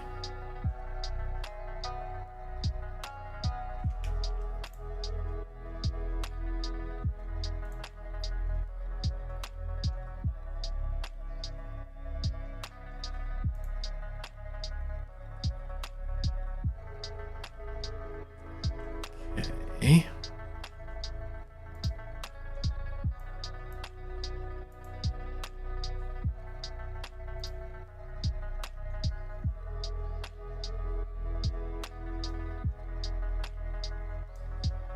Right, so I'm arbitrarily setting brightness massively here. So what I want to be doing really is using the global brightness for that instead, which means that kind of just needs to bypass that completely. And on our global brightness, we need to bring that back a bit.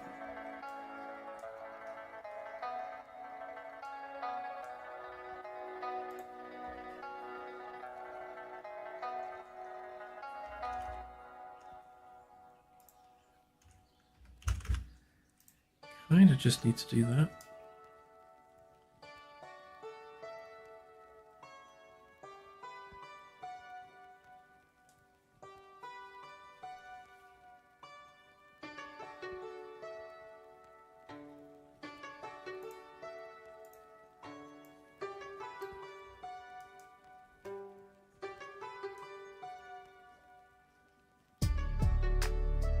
Might need a bit of tweaking.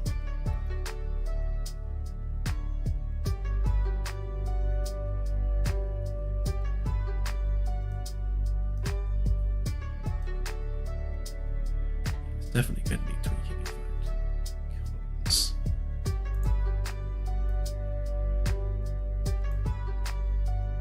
for a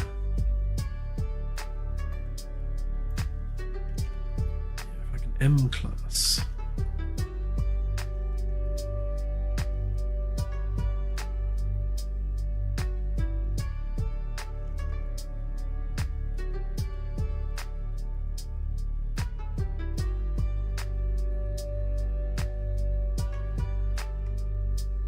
So it would have been 5 times 250 would have been the brightest, so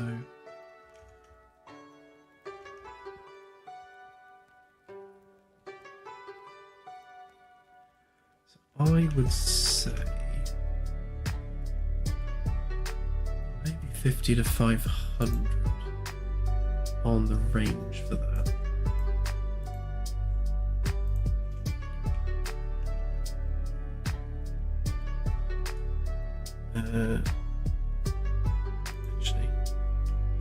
Actually, should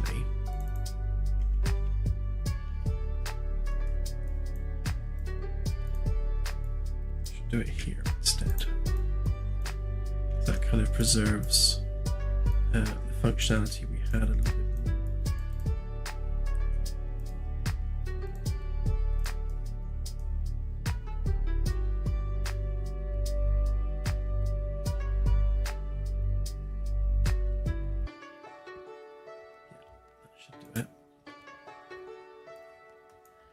Which means if we now add the other gubbins back, I'm trying to do it all on one screen so you can see what I'm up to.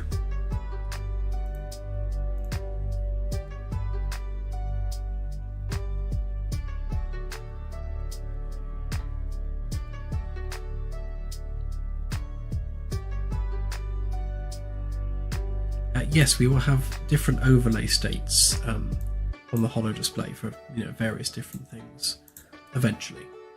Obviously this is again an iterative process, so we'll add more over time as things go. I also have a suspicion I may have arbitrarily brightened these up as well. So let's just double check these ones.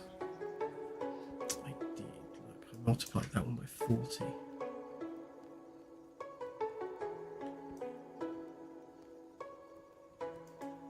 what I'll do is I'll remove arbitrary multiplication.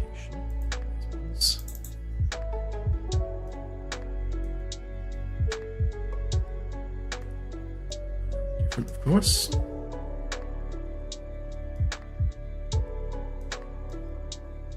Value setting intensities. Here's that. It's there.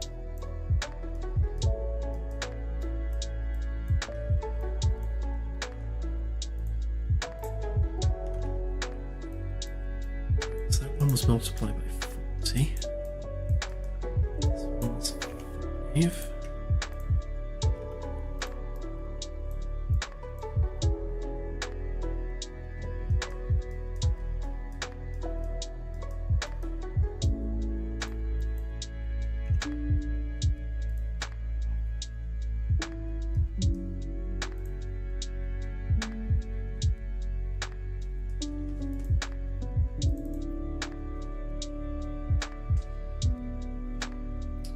This one, 15.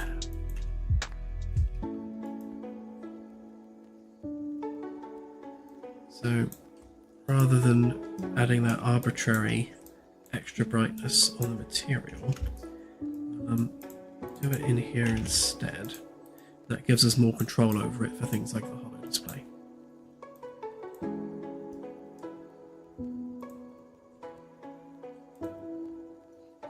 So if we now hook that back up there, we should now have a star with stuff. Wow, that looks awful.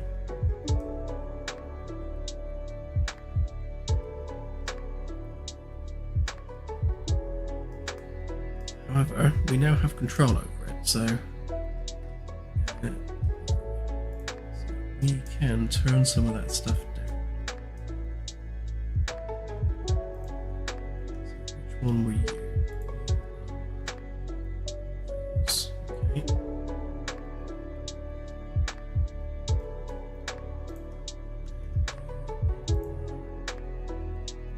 Stuff.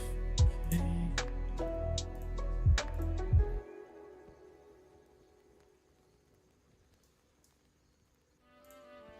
I guess all the prominence is.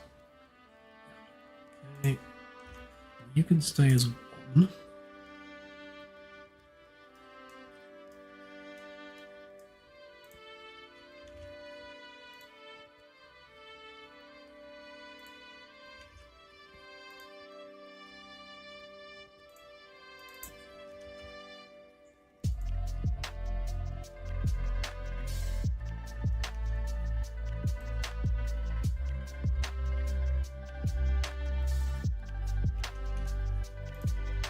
It's crazy bright still.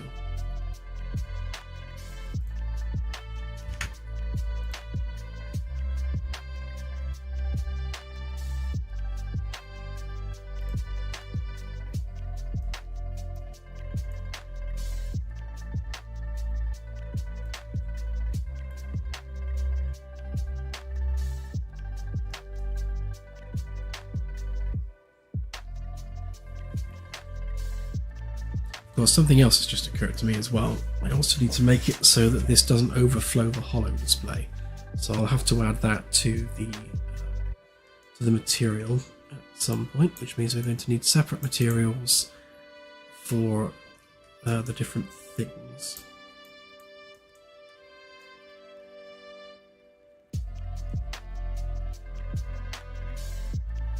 Just brighten up the star ever so slightly, so we're not getting those horrible lines.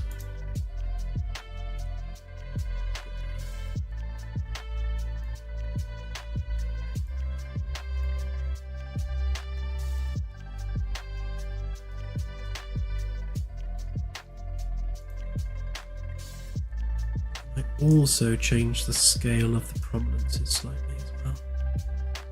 It was this one.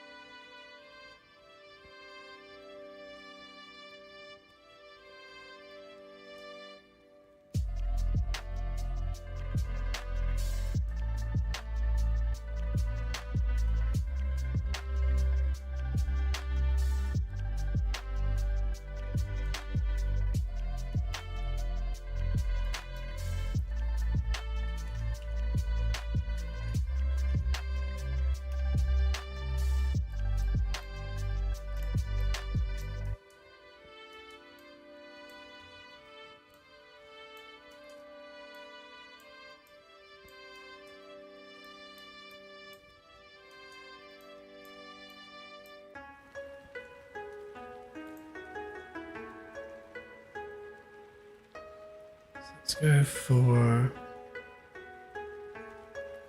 maybe 100 and then 150. Should make that smaller. Too much smaller, I think.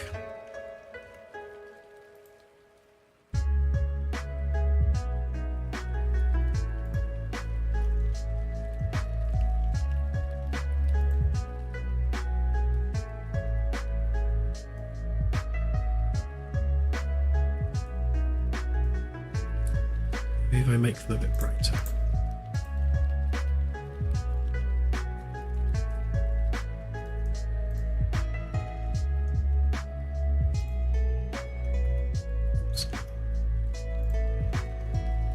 So that's way too big, so I think we halve those values. It's more suitable for the Holo display. I will turn these down a bit as well.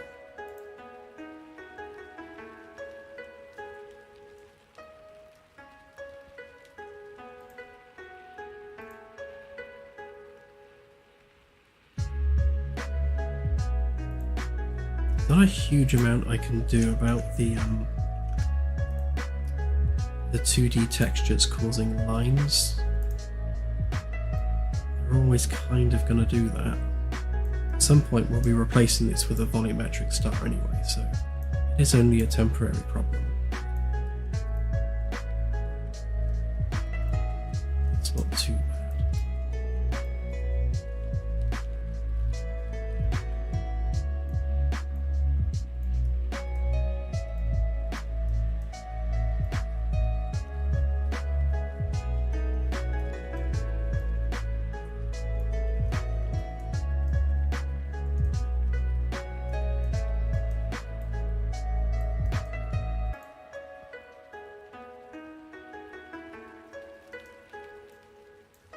Fine, we can live with that one.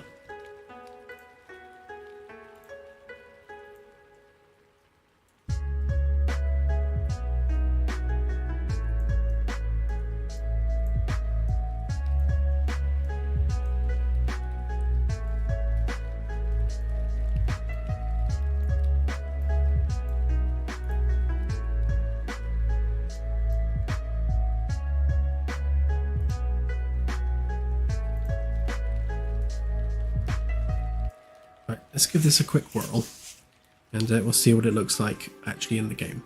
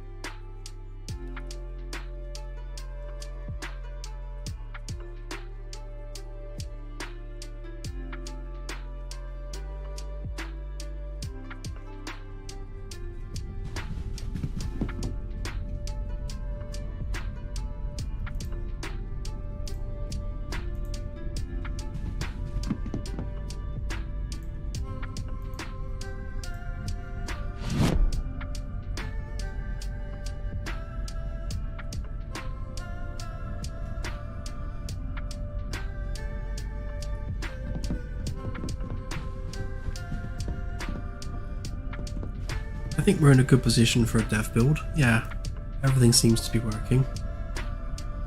As I said on Sunday's stream, none of this stuff was working properly, so it kind of meant I couldn't put a dev build out. Now it all is, then a dev build is more than possible.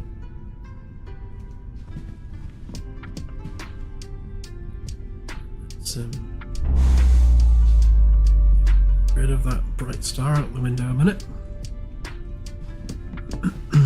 Right. Well, let's yeah.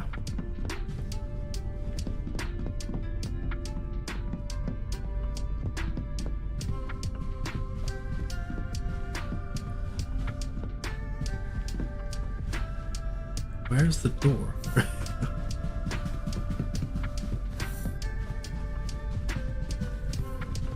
Wow.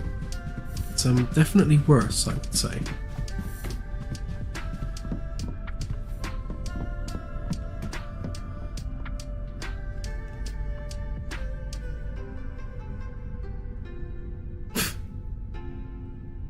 Okay.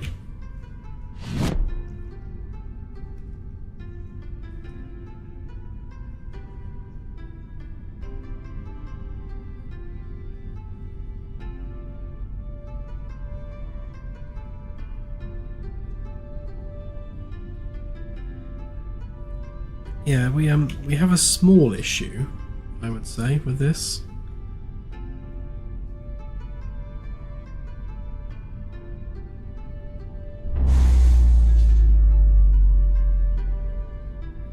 Yeah, this is J.J. Abrams mode.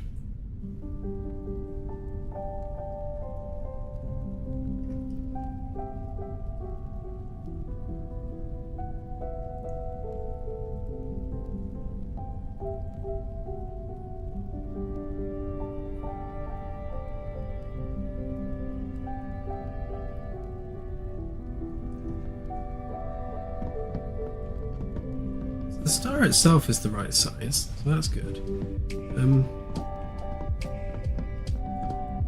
Just the rest of it.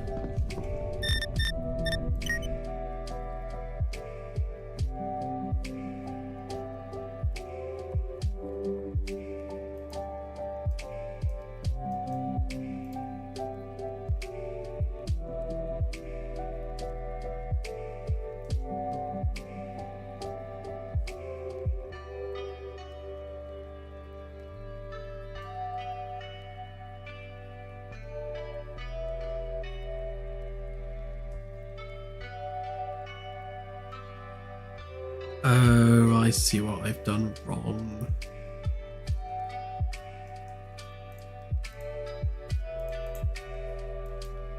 So rather than multiplying it by those values, I was setting it as those values. So in actual fact, rather than multiplied by 500, it needs to be 500 there, or 250, and then similarly here. 800 or 400. That's what I did wrong. Right, that should fix that.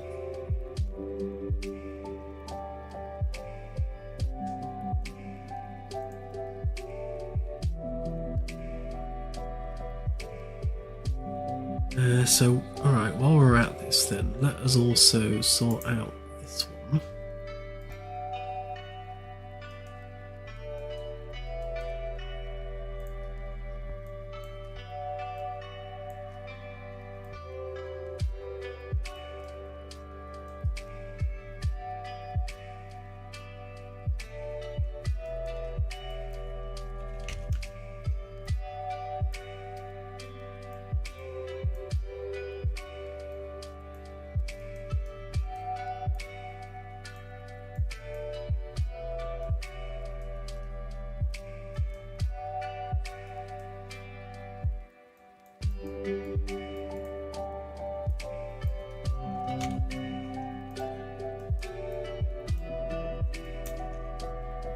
I already have a luminosity. Oh, I did. There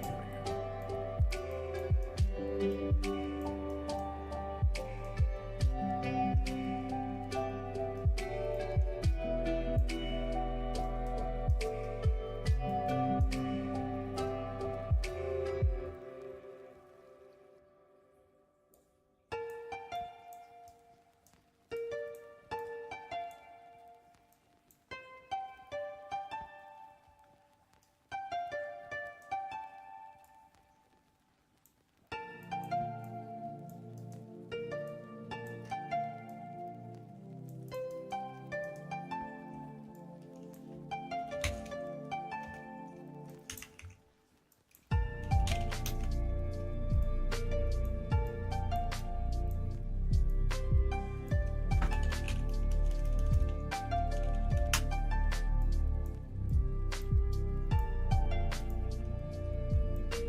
Okay, so that sets that up. Right, and then we need radius.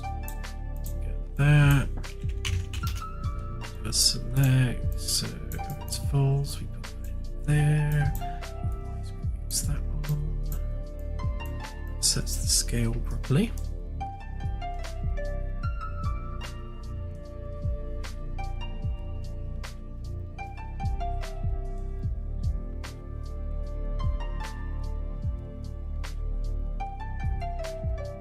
The differences with the LT and Y class stars is that we,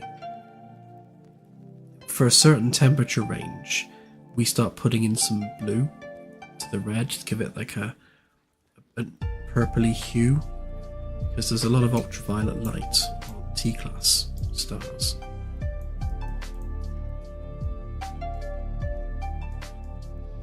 Okay, so that should be that.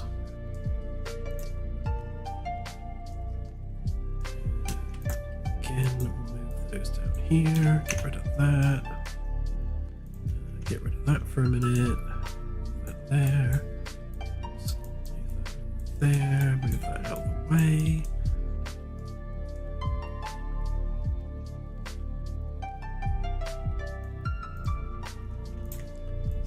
Branch, a couple of sequences.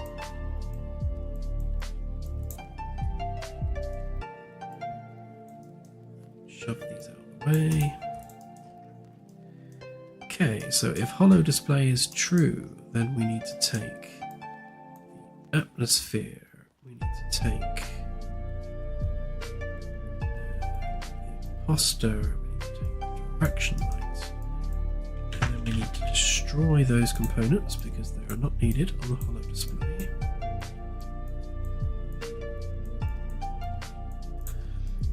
And then we need to do the mesh.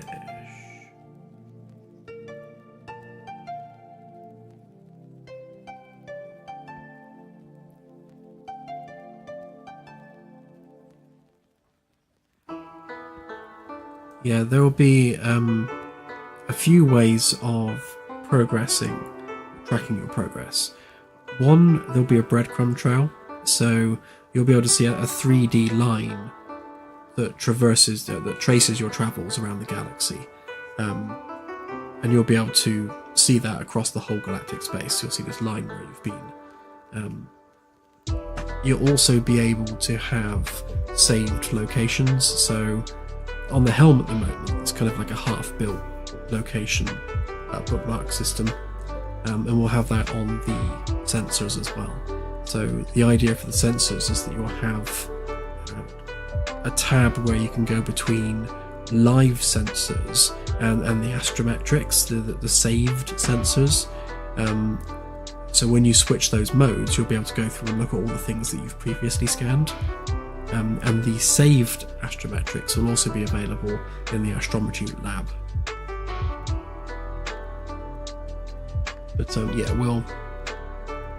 we'll dig into that more deeply once we start doing that. But yeah, you'll definitely be able to build up a catalogue of discoveries that you can then browse through at your leisure. And it'll be nice to put that on the conference room as well. So if we can bring up like data cards for each star system, then you could go on the big screen in the conference room and bring up details on star systems that you scanned, purely for roleplay reasons, really.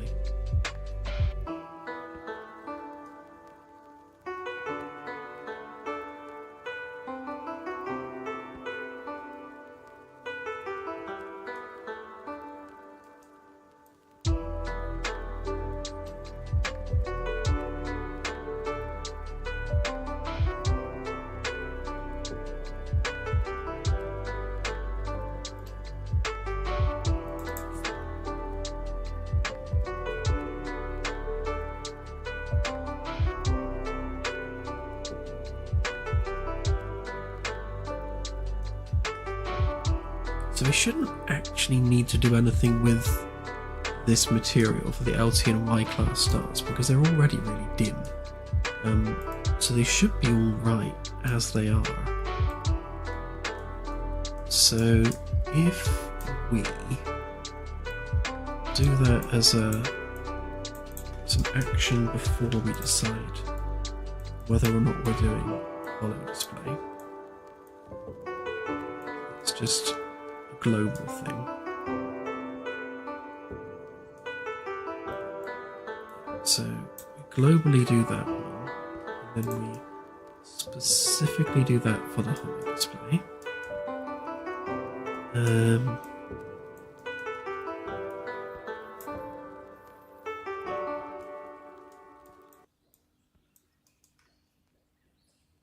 There's a bunch of atmosphere stuff which ironically doesn't work because of the size of the star, but I do have another atmosphere component which I can use for that. Okay, so those ones can go up there. That goes up there. There. Okay.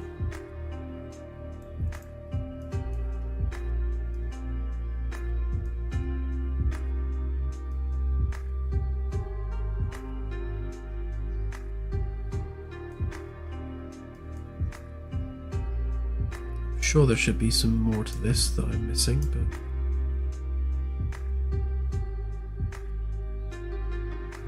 like it's all there.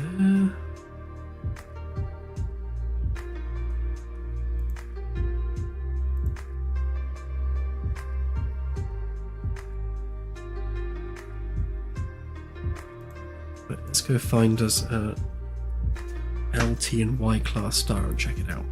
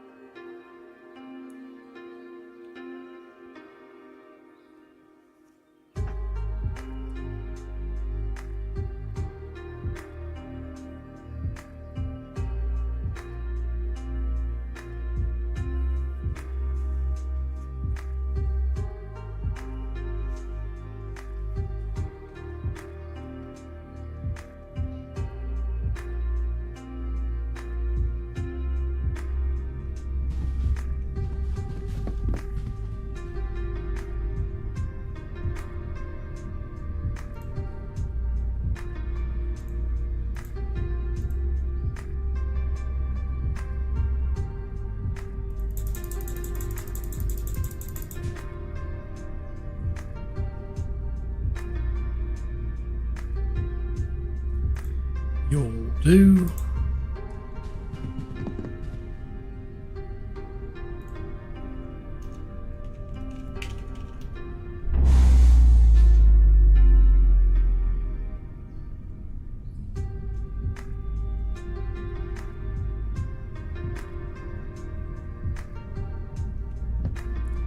That is a very red star.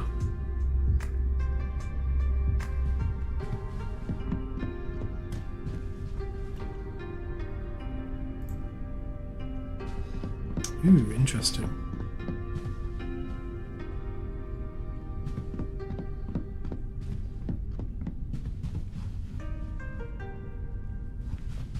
It is indeed one spicy tomato.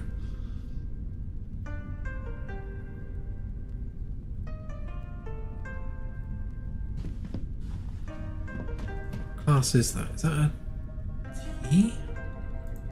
L? Oh, why? No, that can't be right.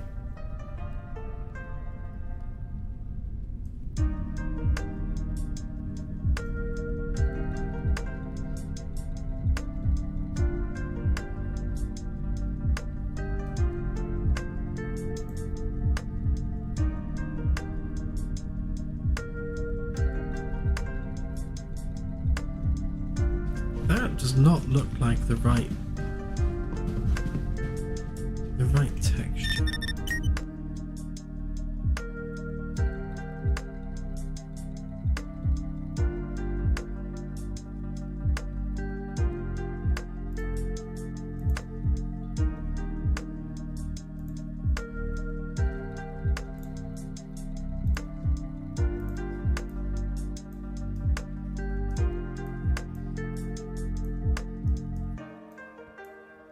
just move this one out the way of the camera and have a look.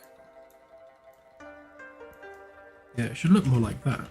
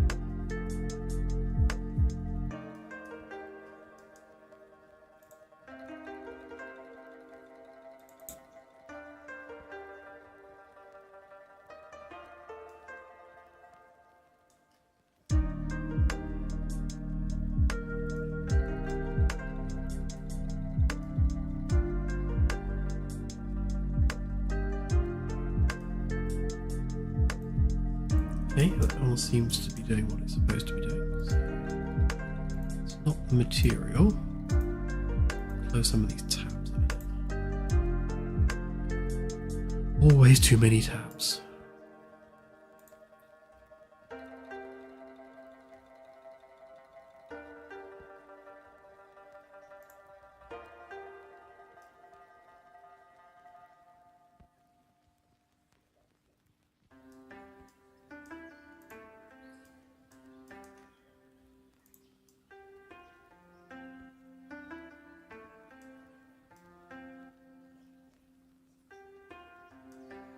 Oh, I know what I've done. The penny has just dropped. Of course, I'm forcing it to use the star actor. We don't want that one, do we? We want the other one. So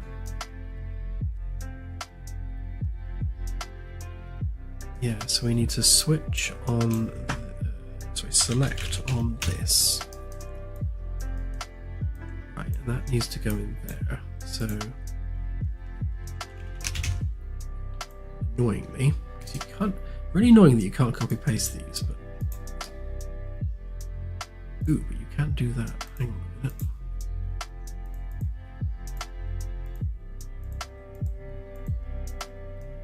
That speeds it up a bit.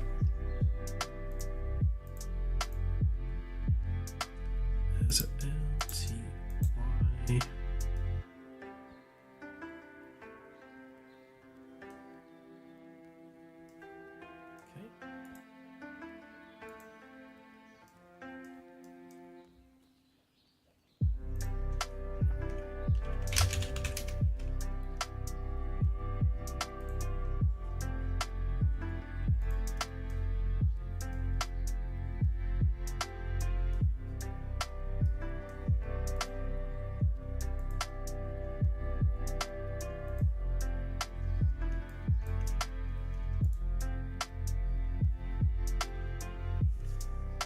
Let's try that again.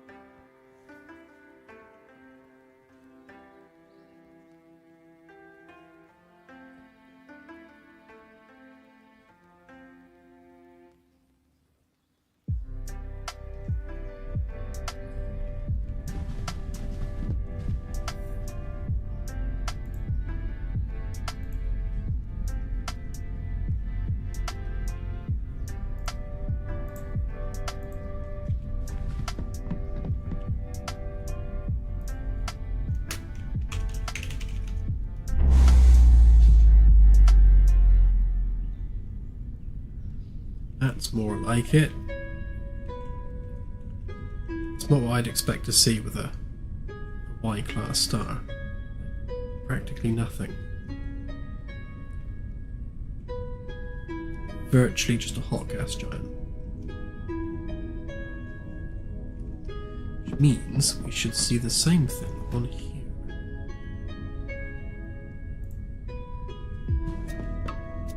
Ish. That's interesting. Why is it in polar regions only?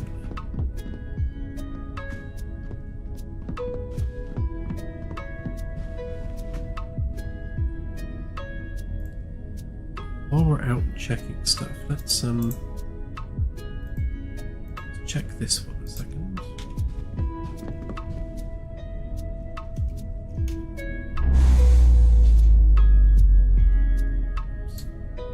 Let's target it.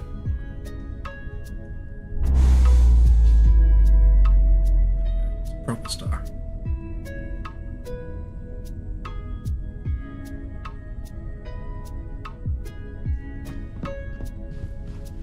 Sure this one renders on the bridge. Yep, there we go, that's better.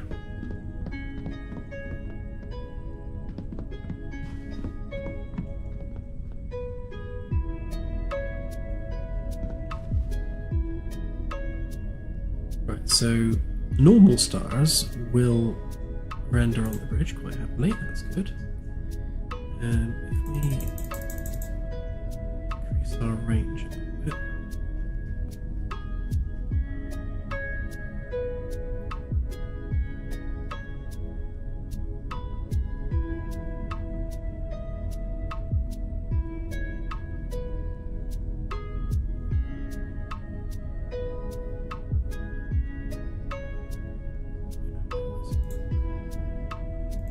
I wonder where Sirius was.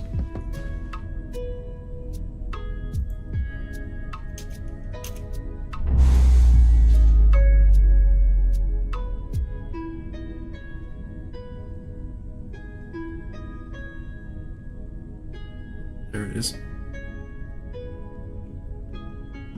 Let's just see what Sirius looks like on there.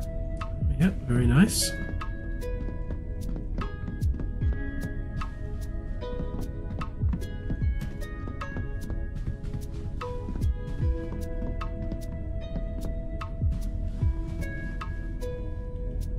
So of course, one of the issues we have with this clamp on here is that obviously that's clamping to 1100 kilometers. In order to get to the distance that the star is actually going to start getting smaller, you need to exceed the radius of the star. I think I need to connect these prominences to the seed system as well, because they're drawing randomly, which doesn't look great.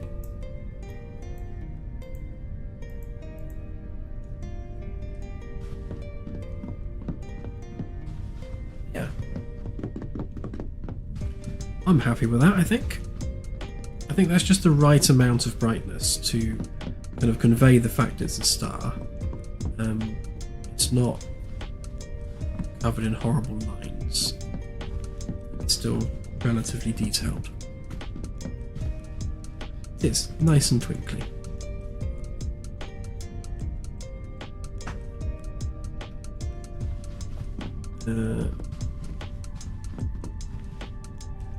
Yeah, so I can probably fix the flare randomization simply by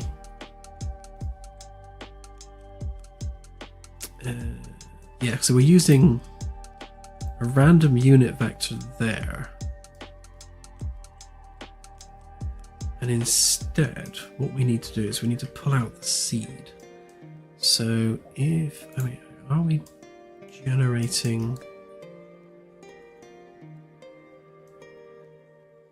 Yes, we've got our seed. We could do with making a global stream for the star itself. Which I think I will do here.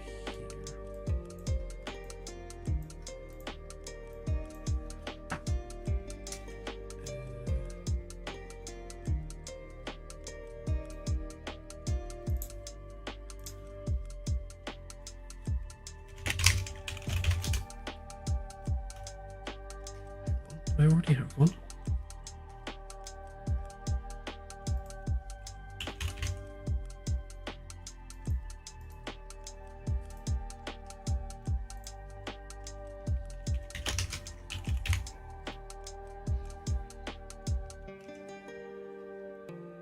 Weird.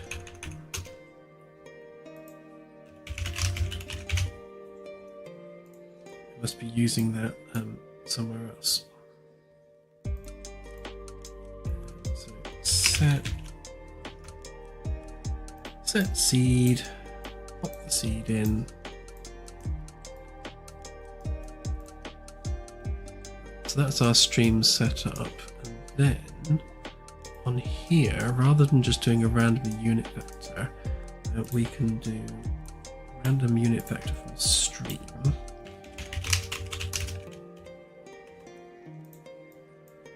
That in there. And now that should be consistent at all times.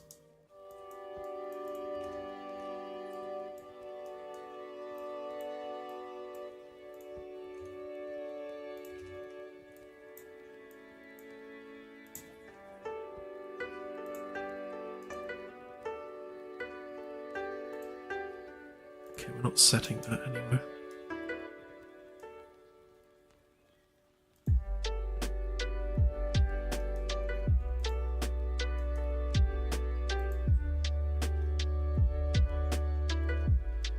To be honest, this one would be a good one to randomize as well, while we're randomizing stuff.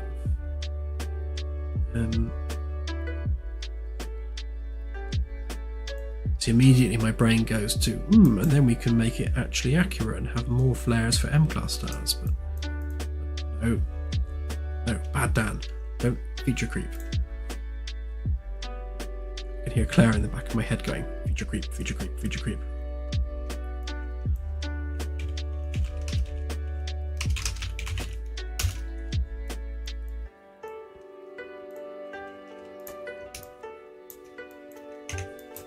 There we go. I'll just do that instead. So stars will have a random and consistent number of flares.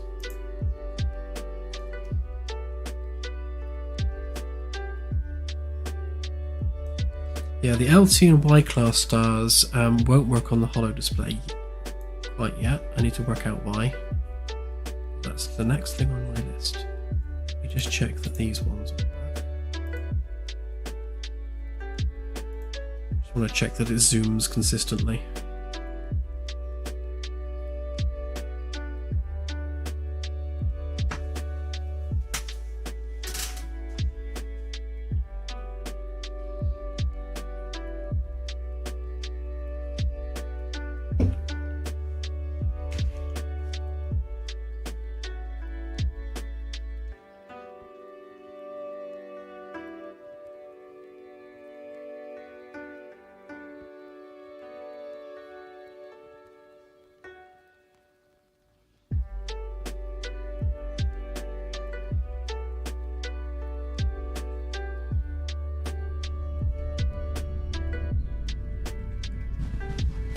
Interesting point about the Holo display dimming under red alert conditions. Yeah.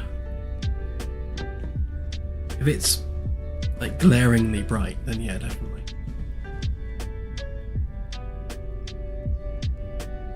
Let's just go to a random. Let's go back to series. Why not?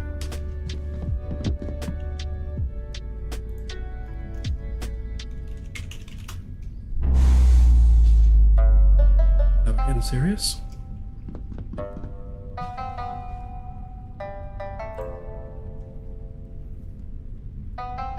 Right, so this time it shouldn't do what it's doing.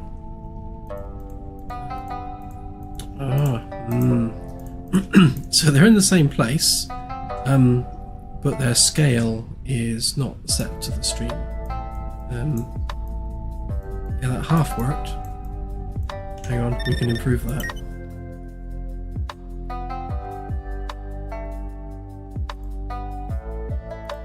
Do we have another? Oh yeah, that. A random float there, a random float there.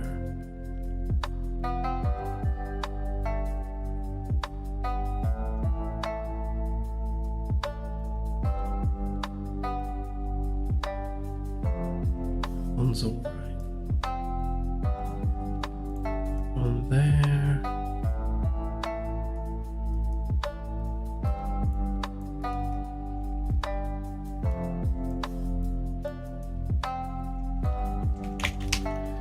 Random float in range from stream.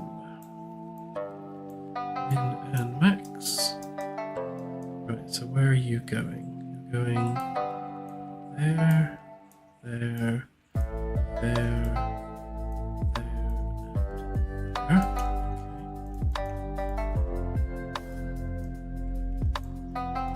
Well, we have a couple to do here as well.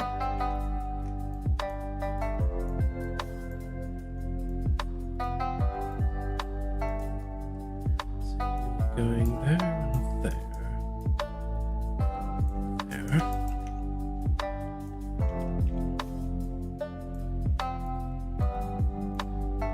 We're doing 0.75. There. One.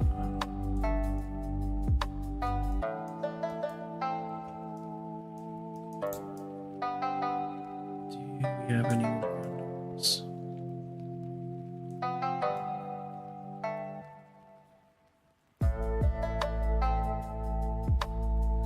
No. Right, that should have fixed that, which I will check in a sec, but let's just have a quick look. What might be going on with this?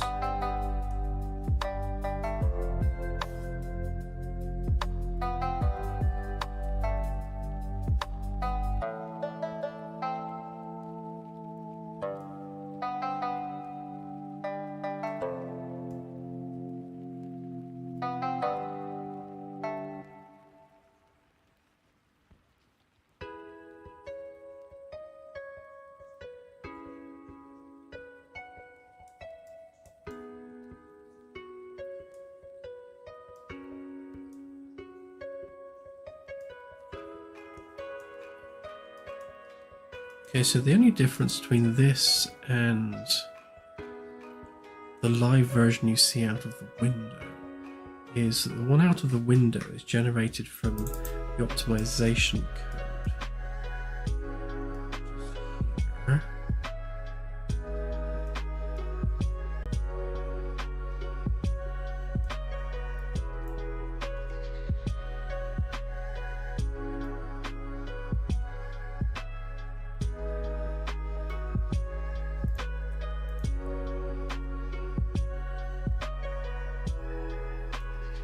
And in all honesty, we don't even need to set... Oh, we need to set the scale, not the material. We can do the material separately there.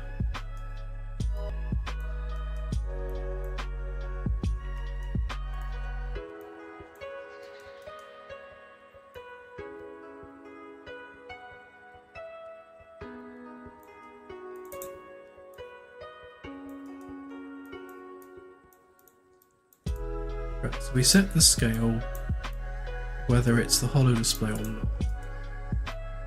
But then for the holo display specifically, we set up the material immediately.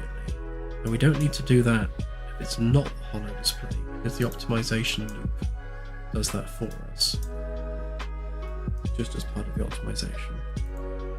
So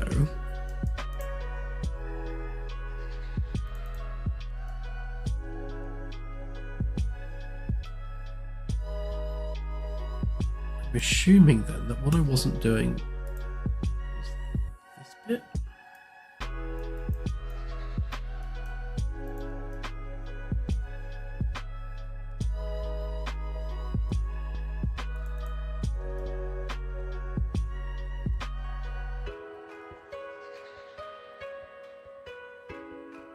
Yeah, there's a couple of convoluted bits going on here which need to be smoothed out. I don't know why it's got the rings code in there. It's not needed there.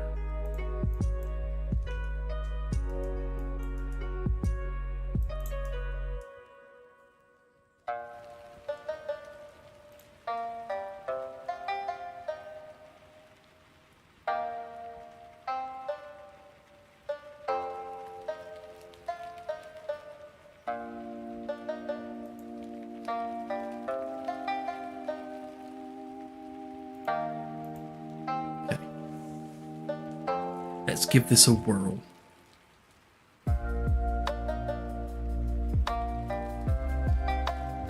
Yeah, I think that's just you, Whopper.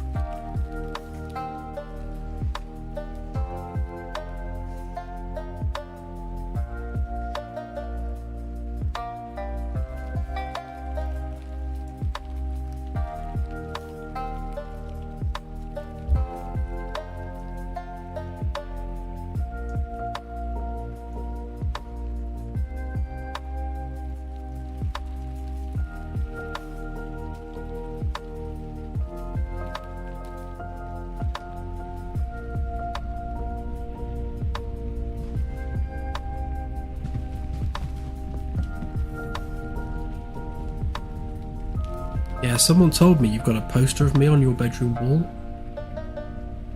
Not quite sure how that got there.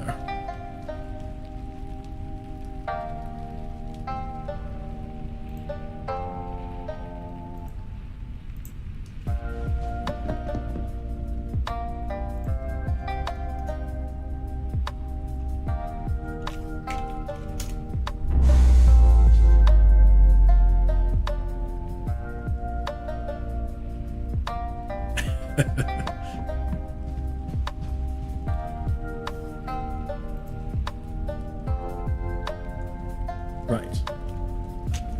Zooms. Aha! Fixed. No shots needed. There we go. Everything is consistent and not wobbling around, just like what we want it to be.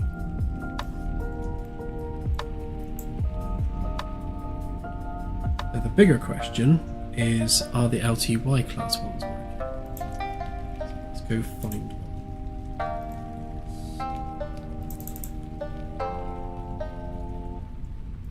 It's called Dennis, let's go there.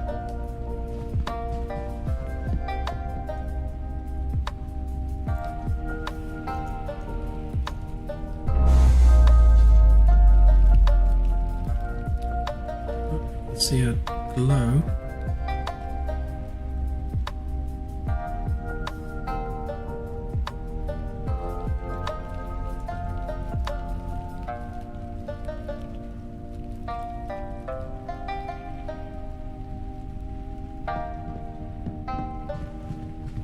Do we look like that on the bridge?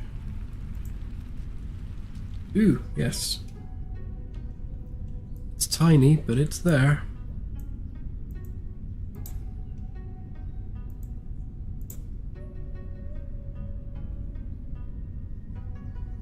Have a good one, Doodly Pop. Good timing, actually, because I'm also going to head off now, because everything's working, which means I can go ahead and put a dev build out, and then go and have a nice shower, I reckon.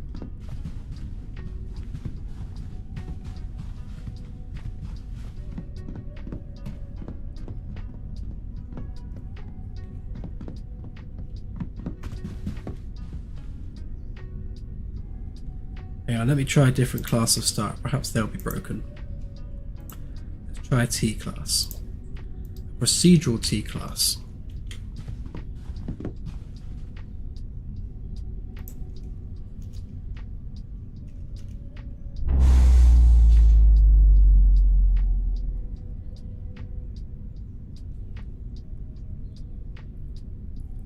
Why did it do that?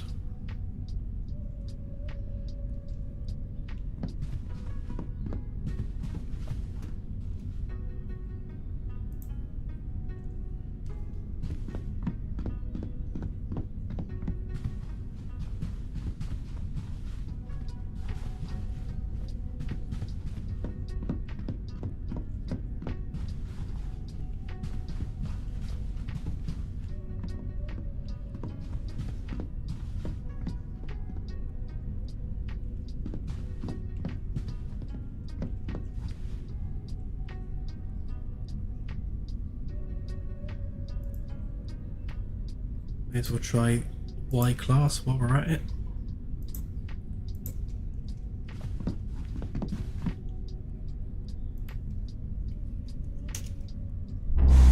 Why did it do that? I know why it's doing that. It's because the default material is bright.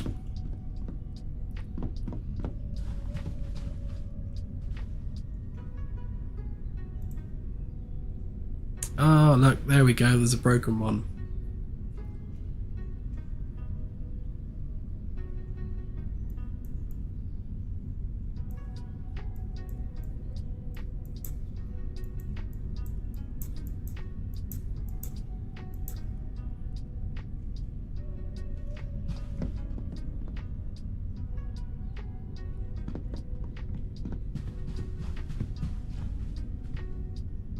Huh.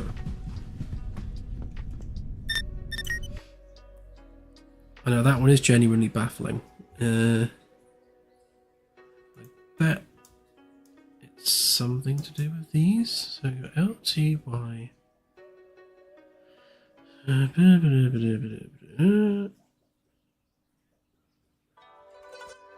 Yeah, they're all the same actor. Okay. So we're definitely spawning the right class.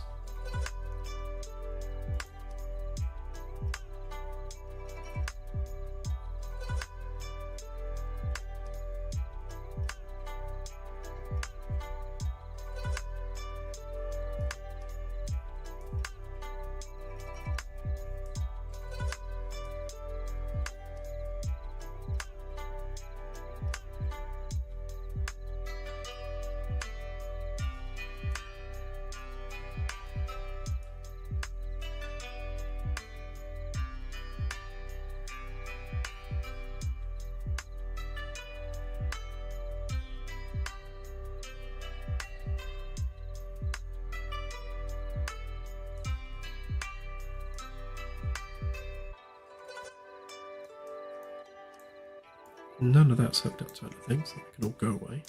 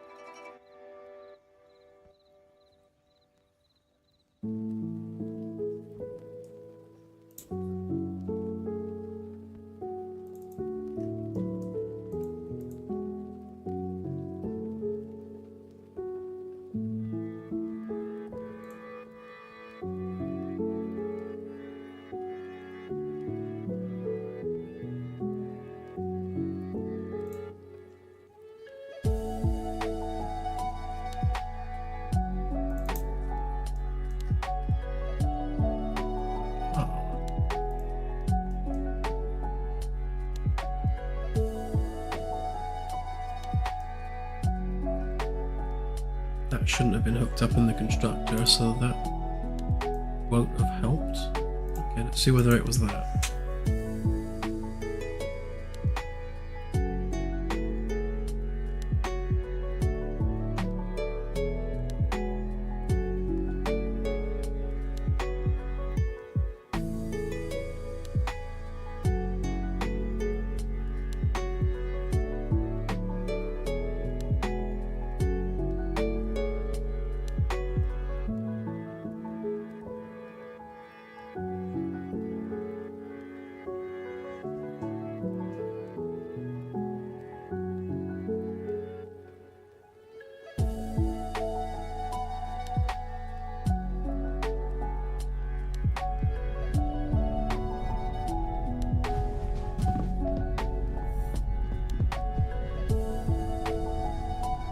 I would actually be more tipsy, except I ran out of Kraken and Dr. Pepper.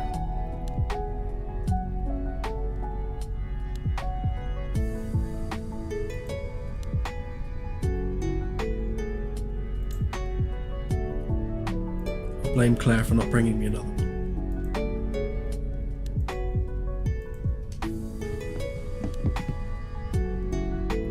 Well, earlier on, before it ran out, I was drinking black cherry Kraken rum with Dr. Pepper, a combination which is very nice.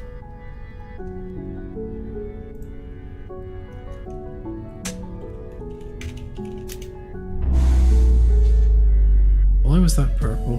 It looked purple.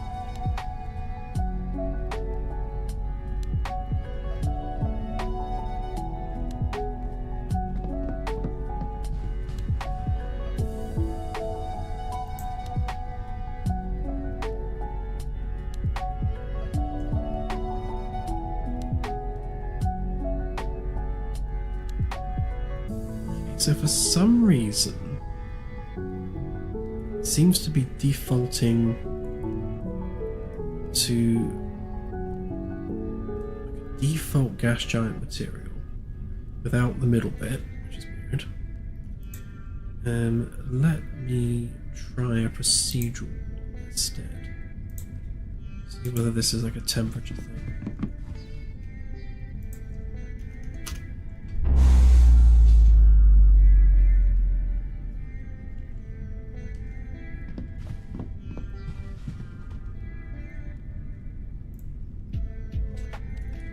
Aha.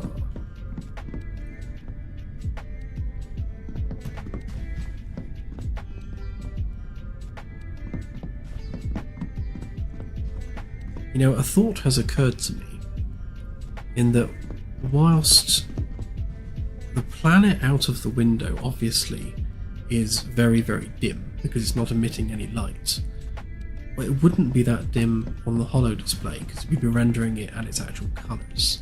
So really, that just needs to be no different than a normal gas giant, like an illuminated version, rather than a really dim version.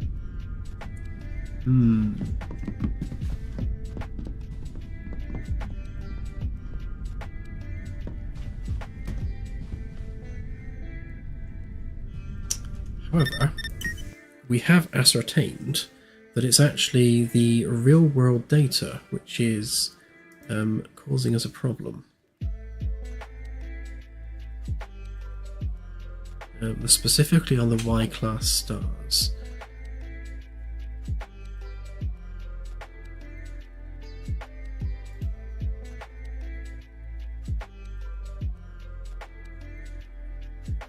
So...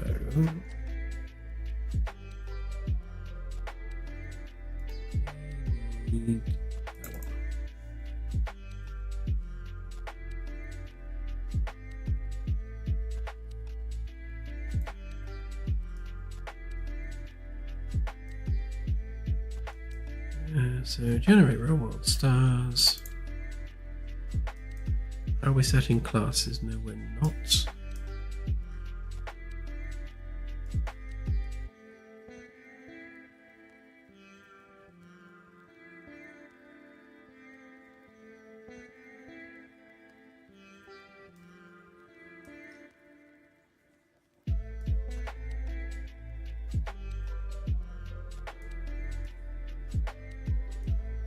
it's not a problem with that.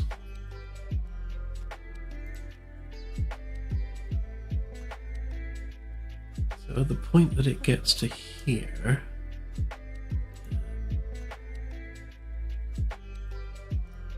so we're going to be generating, it's going to be a procedural system, and there's a Y-class star.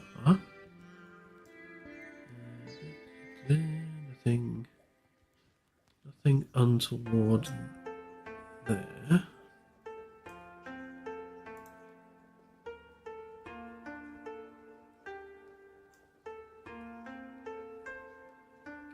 Okay.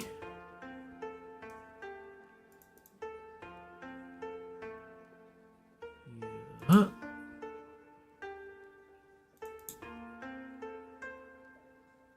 So the only thing that could be wrong would be this, but it's not.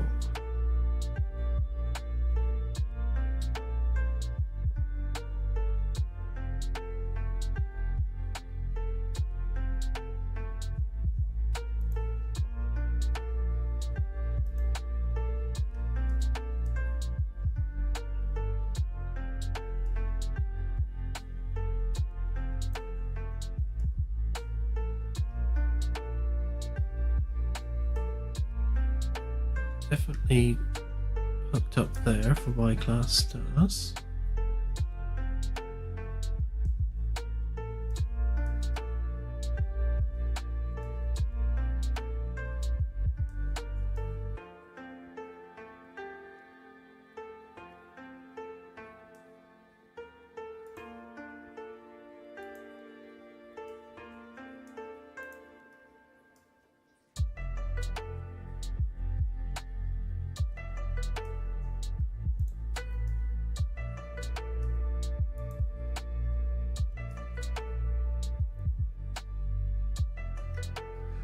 I added some debug code earlier. Where did I add it? Was it? Oh, it was here.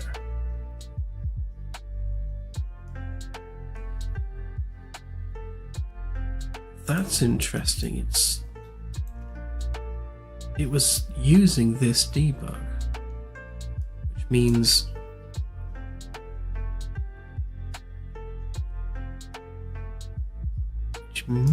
it thinks it was a planet. Hang on a minute.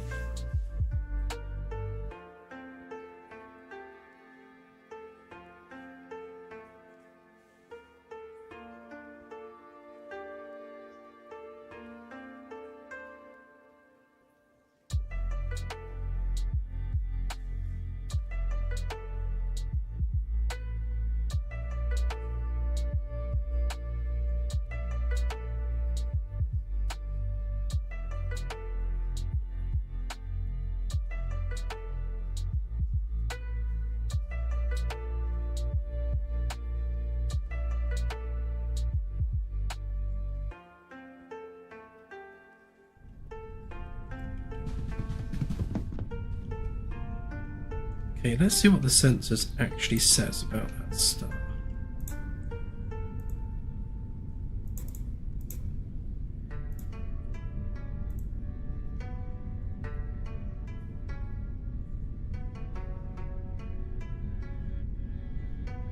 Yep, once the things I'm working on right now are polished and working nicely, then yes, I'll be putting this out as a public demo update.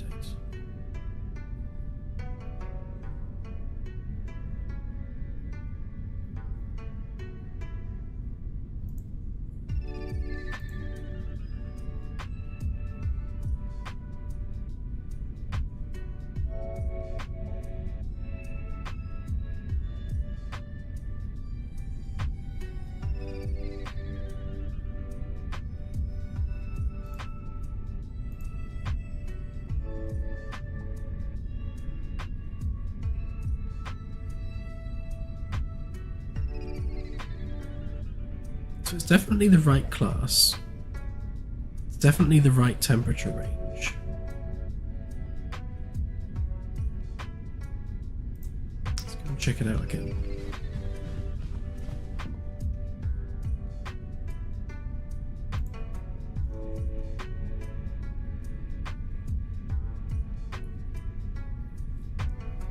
Thanks, Callum. Appreciate it.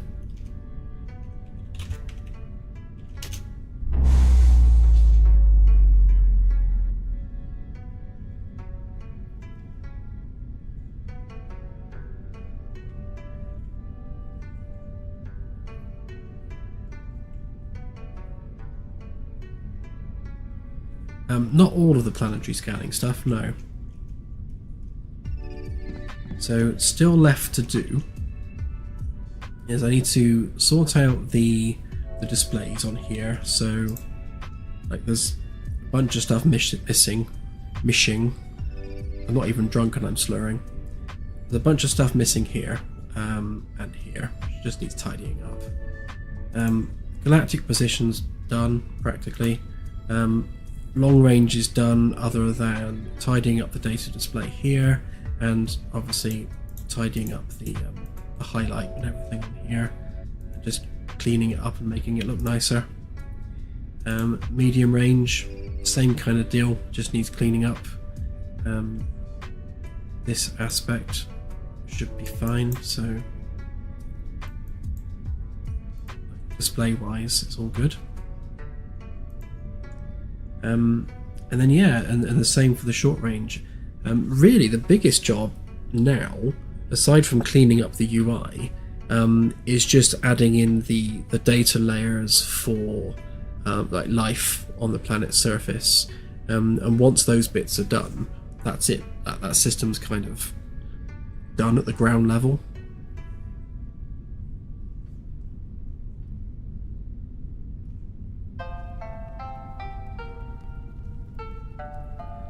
Yeah, iterate everything.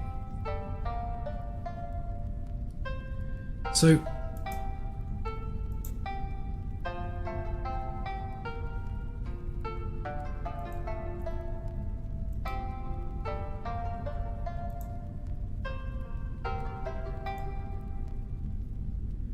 well, this is weird.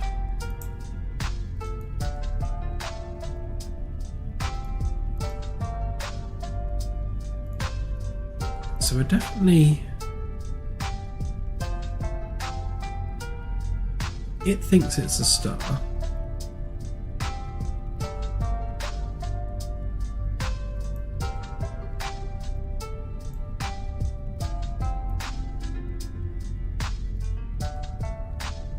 Definitely saying star.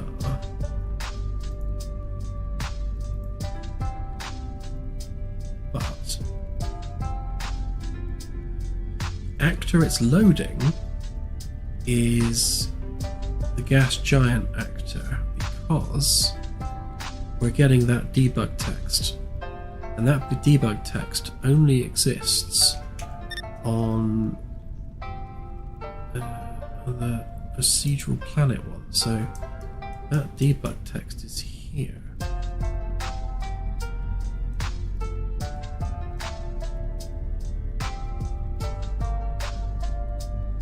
Oh, you know what it is?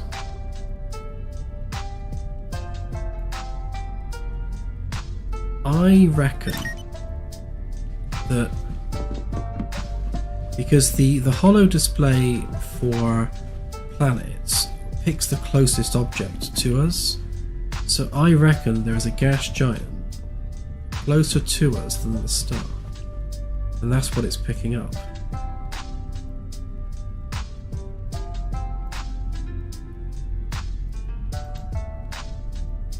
Yeah, that must be what it is.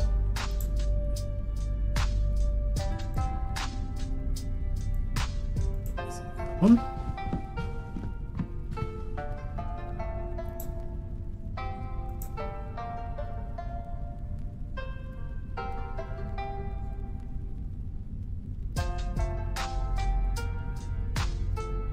Yeah, don't worry, Scott. I got the joke.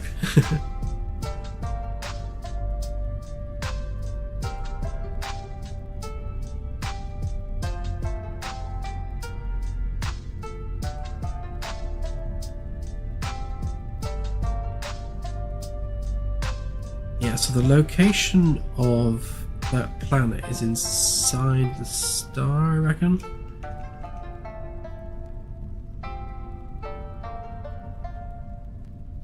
Are we on top of a planet?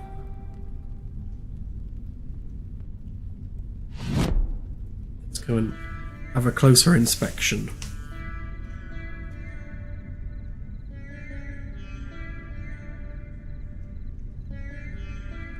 Oh yeah, that planet right in the middle. 2 planets.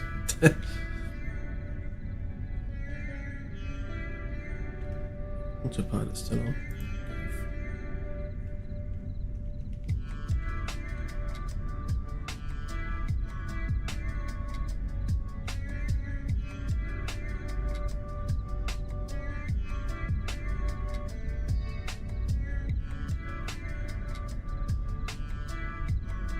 Oh wow, 3 planets.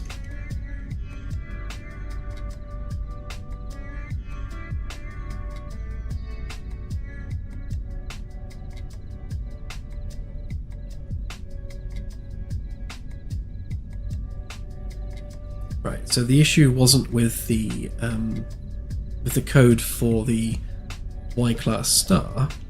The issue is it thinks it's closer to these gas dwarf planets, which are in the wrong place.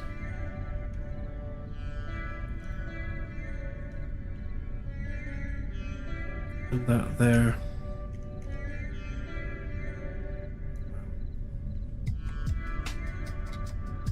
That's about as broken as it can be.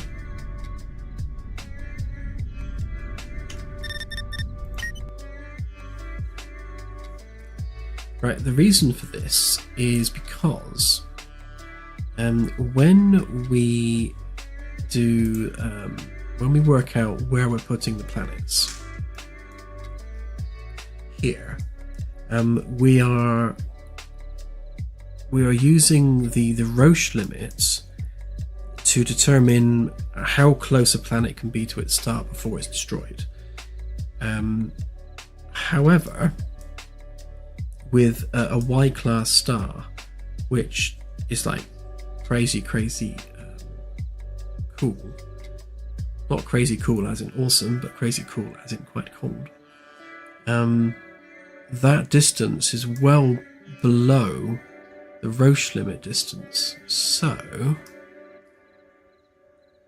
kind of need to enforce that as a minimum.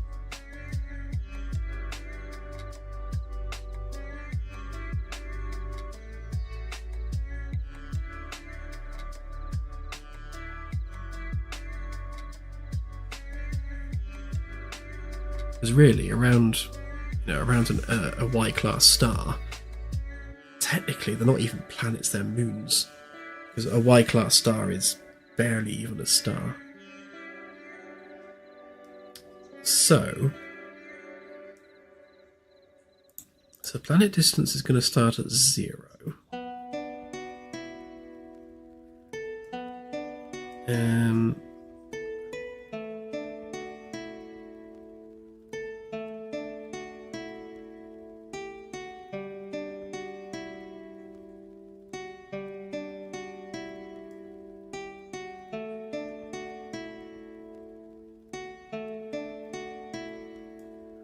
Trying to get my head around how best to do this. So really,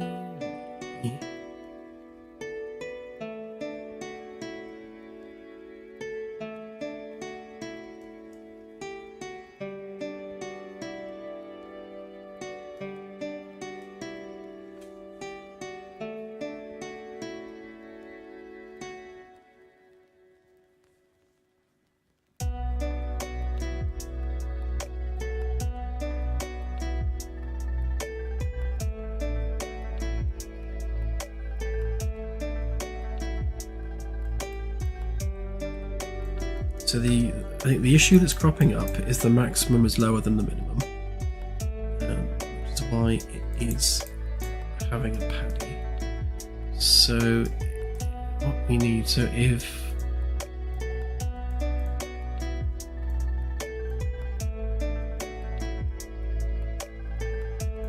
actually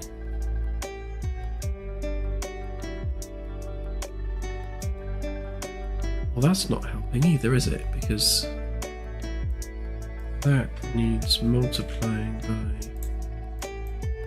10,000.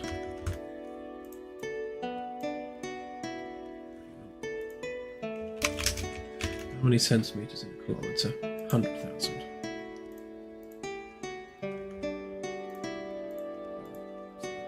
Kilometer to centimeters.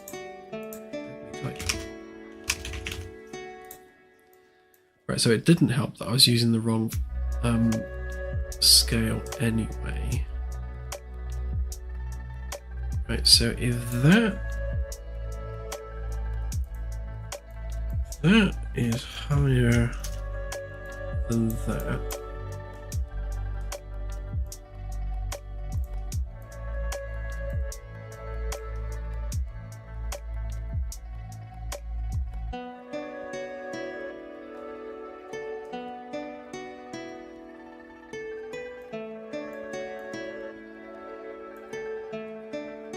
so do that actually. So if the Roche limit is beyond the hot limit, you just select on this.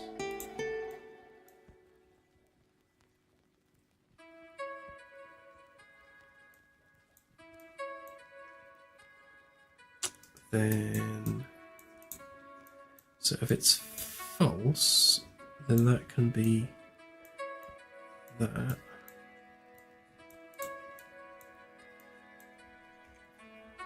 If it's true, then that needs to be that. I should do it, I think.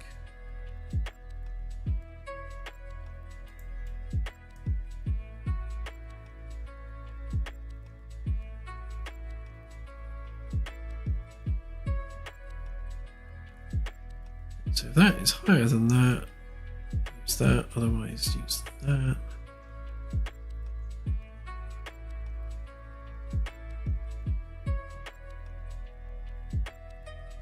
That should do us, I reckon.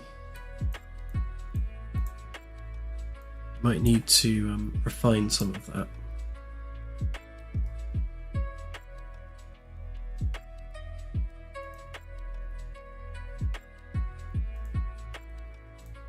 Right, so if we go back to that same Y-class star, then we should no longer have any planets inside of it.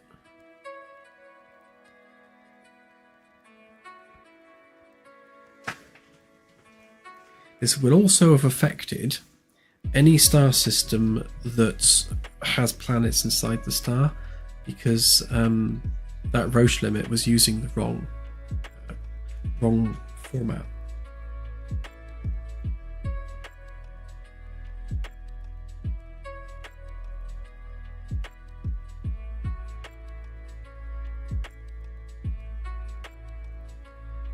Oh, did I miss that, Fred? Hang on, I should have a look. Did I make a boo-boo? Oh, well spotted.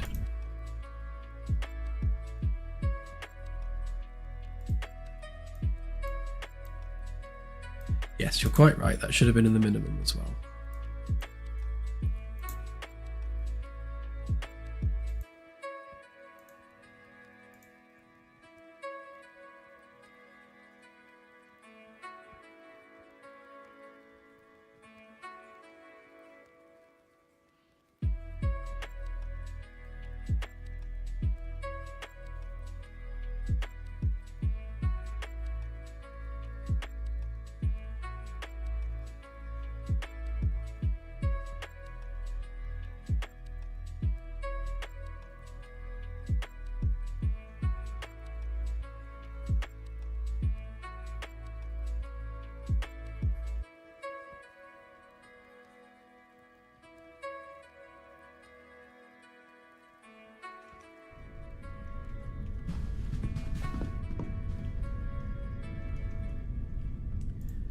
Right then. Y-class star U. Okay, we've got different planets this time, as to be expected, because they are in a different place.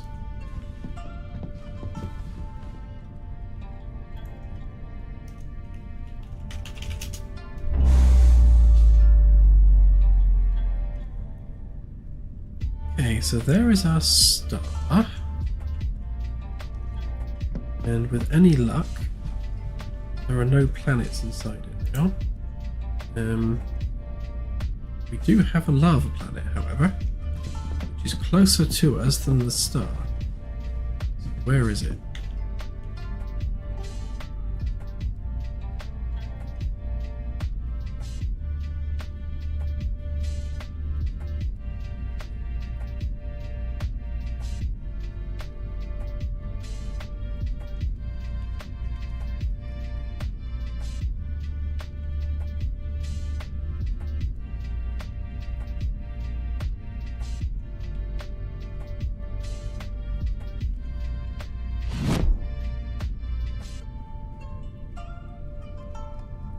Well, it must be inside the star still.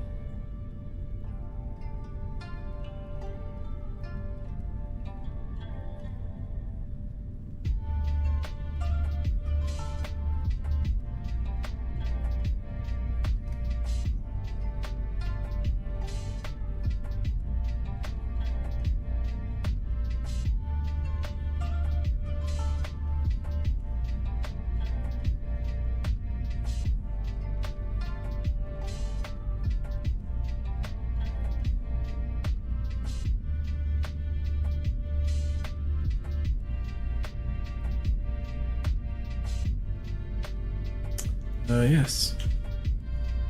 Star, planets, even.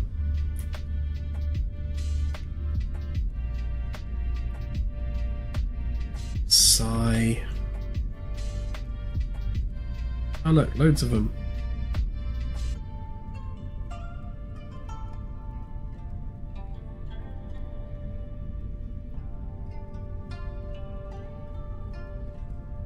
The funny thing is, the amount of lava on the planet's surface is directly determined by how hot the planet is.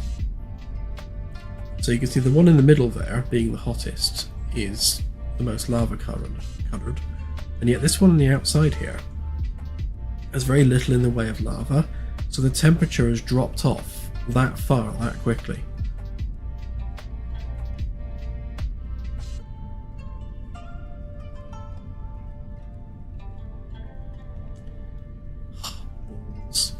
Literal balls.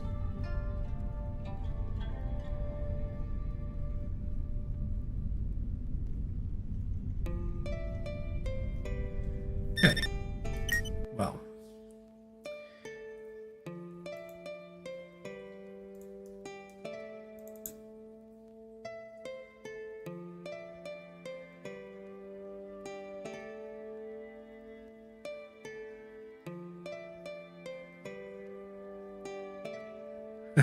It did look epic, but broken.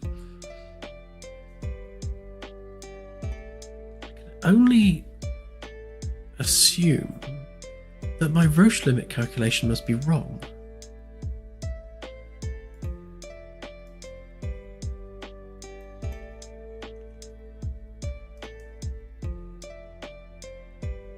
Are we...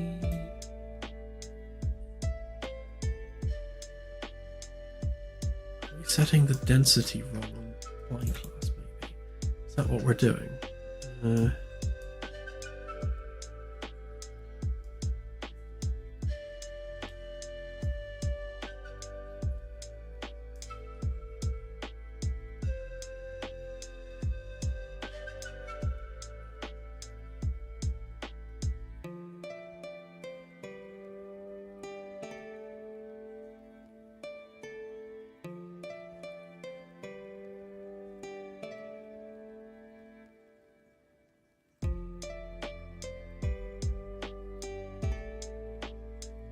Yeah, I wonder if the density calculation is off.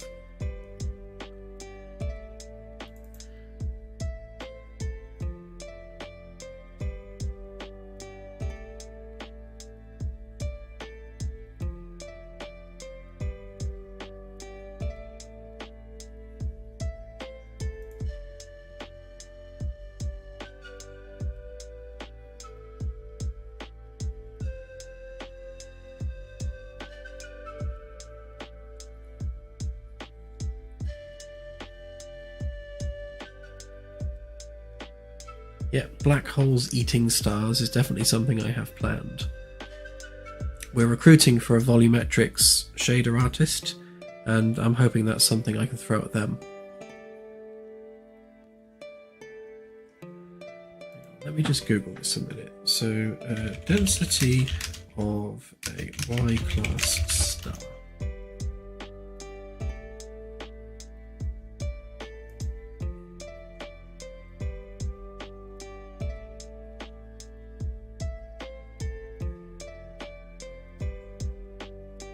I don't want density per parsec.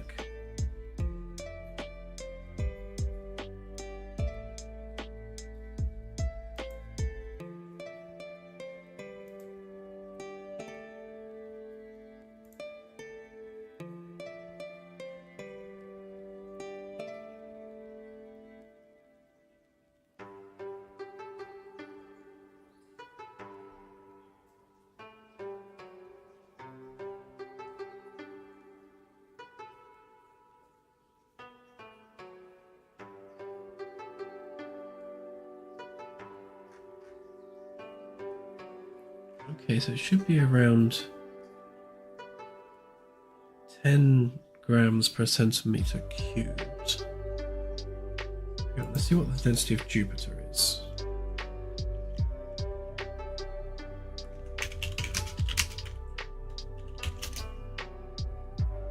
Jupiter is 1.33.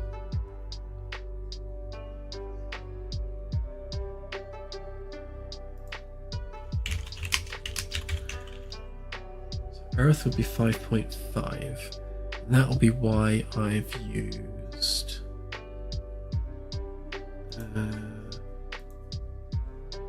where are we? Yeah, so I've used 5.5 as average because that's basically a rocky planet. So so the density of the star. So if Jupiter is Jupiter is 1.33 grams per centimeters cubed, which means that ideally this needs a clamp because it should never be lower than that.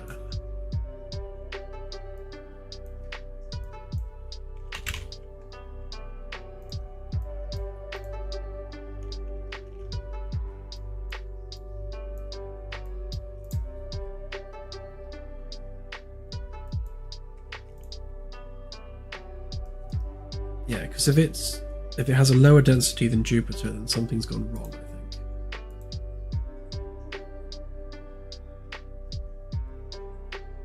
I might be wrong with that, but I think we'll run with that for a minute and see. Stick that clamp on here as well, just to be sure.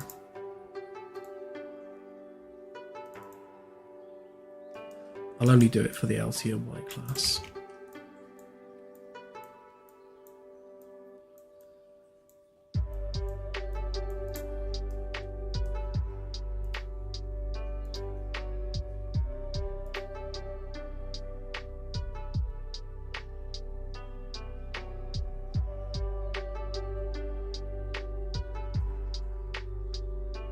Yeah, I chose Unreal. Really because it's a platform that I've been working with before with other projects, and it was a platform that I was familiar with, and I'm glad I did, to be honest, because obviously I started with UE4 back when I started the project, and with all of the features that have been added for UE5, they've all been hugely beneficial to the game.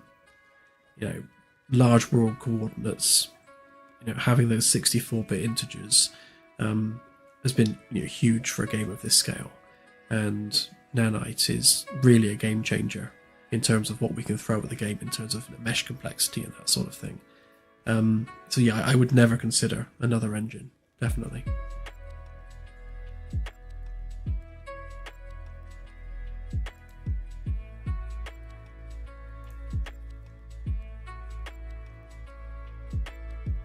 See if that clamp has made a difference.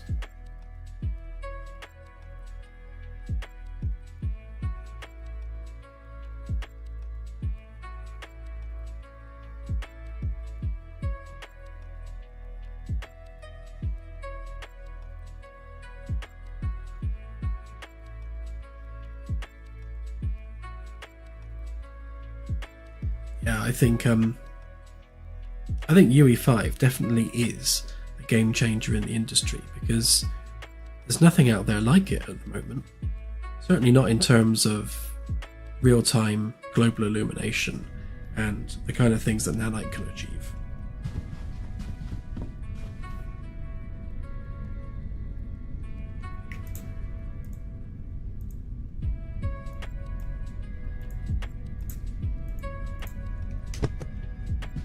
Still showing 4 planets.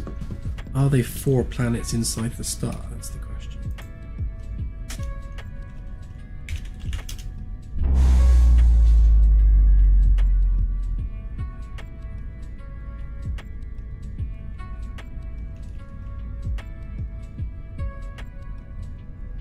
Can't see planets anywhere else, so let's assume that they are inside the planet.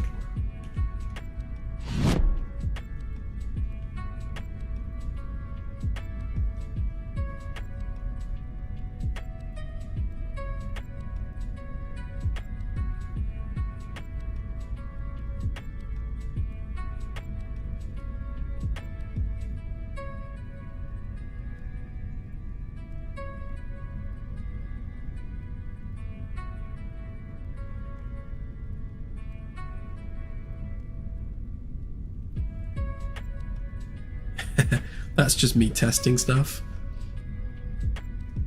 Mash keyboard for best results.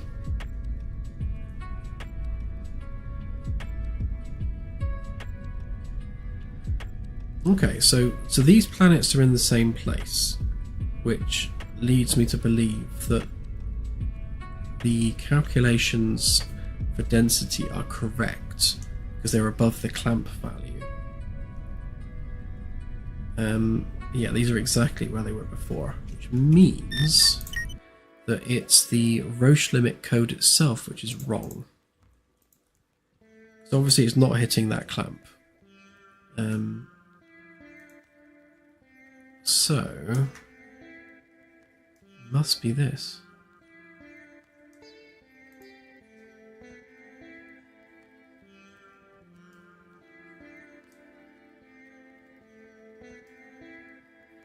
So if we have system mass, then the distance for the first planet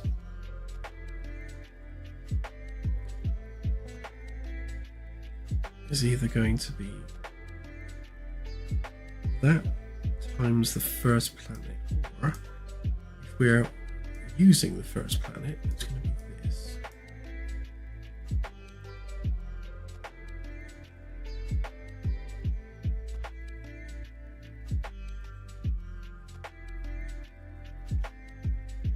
So that's correct. So we've got a fraction of Sol times radius of Sol, gives us our radius in kilometers. We've got the star density, which is definitely higher than 1.33, and then we've got our satellite density of 5.5, which is equal to a rocky planet. That's a good average to work with. Then converting that to centimeters, and that's our minimum. And if our minimum happens to be higher than our chosen maximum, which is the edge of the hot zone, then we choose that instead.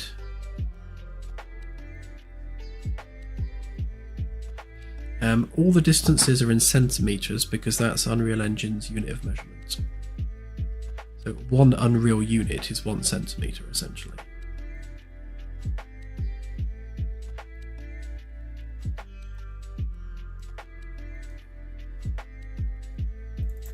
Let me just double check that that math is right.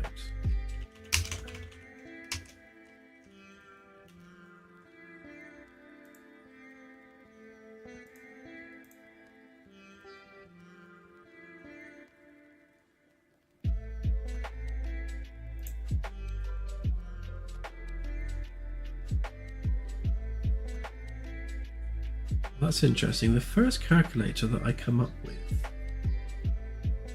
is asking for the mass of the parent object, and then the density of the satellite. It doesn't care about the radius.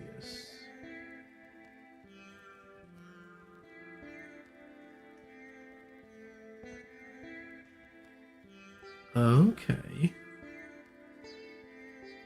So the Roche limit formula is 100 times the mass divided by 9 times pi times whatever p is, to the power of 1 divided by 3. Okay. Density of the satellite. Right, hang on. Let's do a Roche limit 2. Right, so we need mass.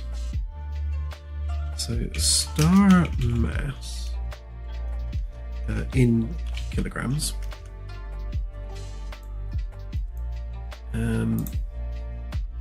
We need the satellite density, so I don't need that at all. Let's get rid of that.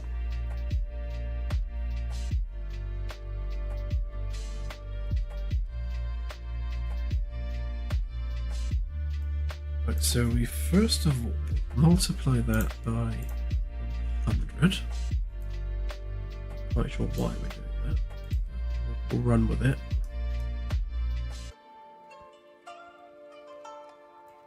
And then we're dividing that by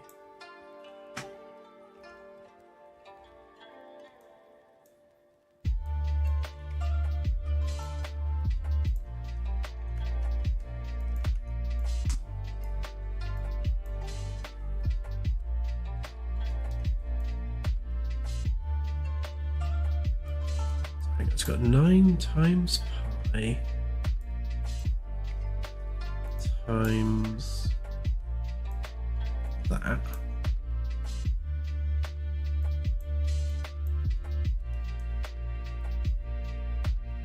That divided by that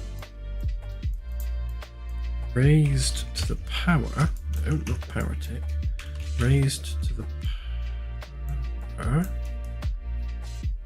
of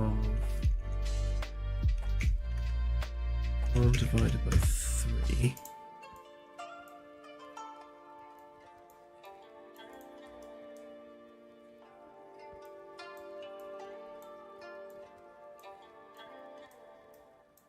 Right, so according to Google, that should give us our Roche limit.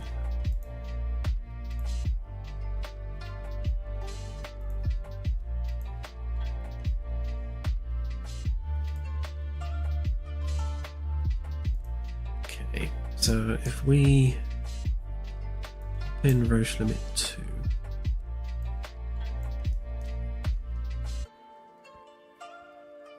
so we need the stellar mass. Do we have that? We should have that.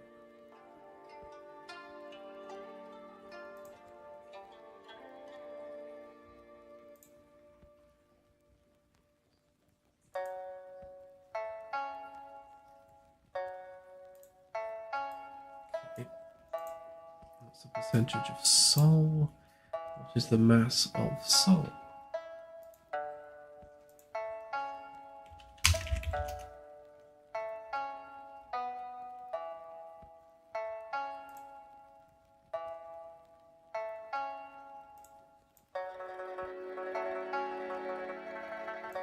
That is a giant number.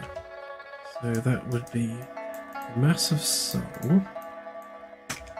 multiplied by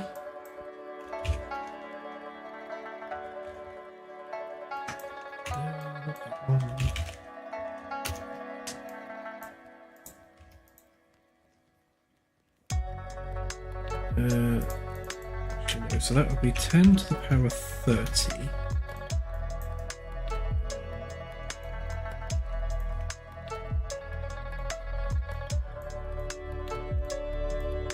And that would be 1.989.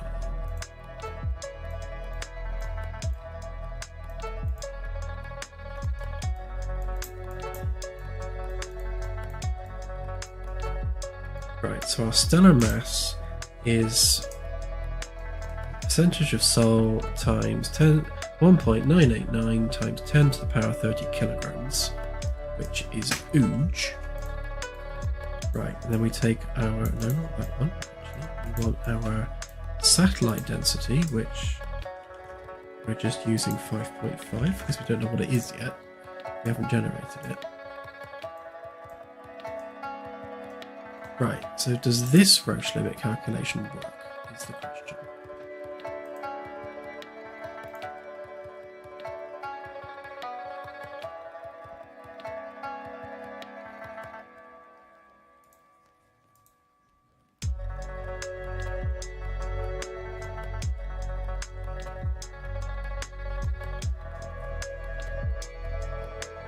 Hey, quick as me.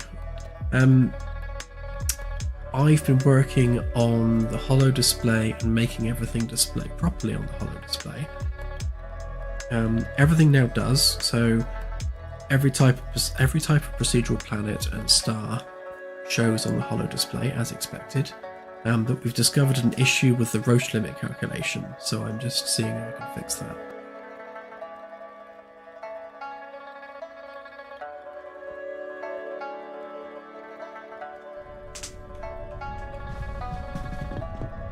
This is the moment of truth. So we'll go to our Y-class star. Yeah, see, it hasn't generated any planets.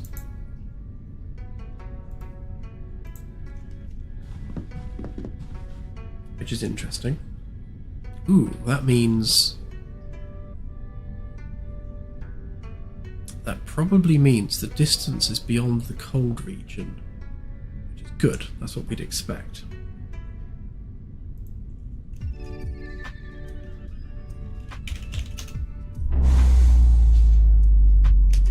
So I'll just make sure that that displays here properly. Yep, there we go. There is our really dim star. I will have to sort that material out to make it actually lit, but not really dark like that, but that'll do for the build. So this could very well have changed the face of the galaxy, so let's go and have a look at another system, one that's an L class actually. Any planets there? No. Do you have any L classes with planets? Nope. I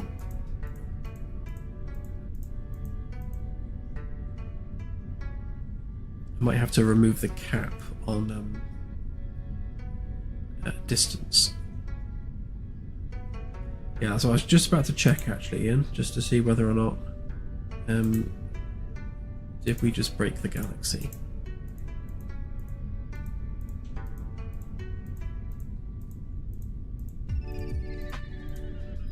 Looks like we did.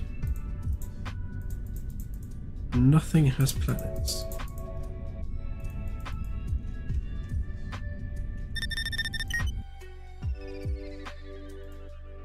So that's likely because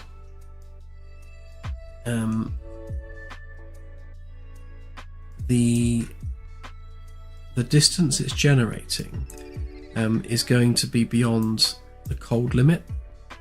So essentially it stops generating planets once we get to the ultra cold limit. Which I will bypass. Because I'm interested actually to see what it actually generates.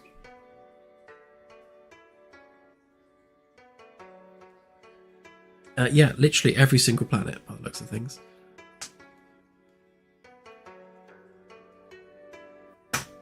So I'm hazarding a guess that the Roche limit code is broke.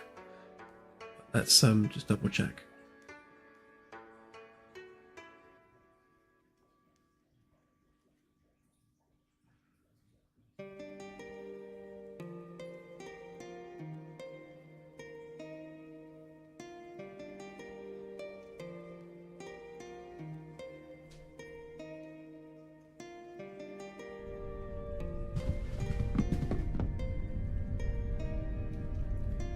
So if we use our same test system, which was one.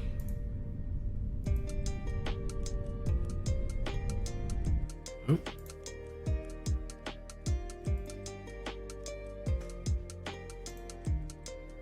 What's that? Okay. Right, so what happened there is this loop kept going because the mass of the system never ran out of mass. So it just kept on generating planets, which is interesting. I mean, we are removing the mass. Yeah, we're definitely removing the mass each time we add a planet, so that's interesting. That shouldn't have infinitely looped like that.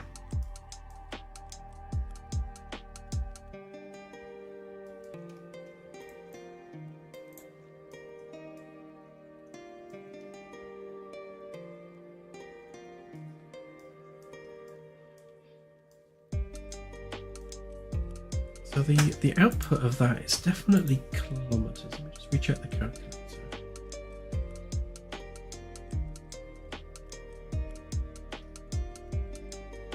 Yeah, so mass of the central object times, unless that's not being stored as a percentage of Sol. Hang on, let me just double check that.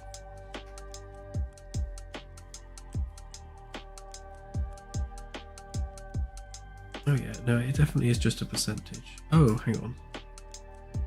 Oh no, that's the system mass.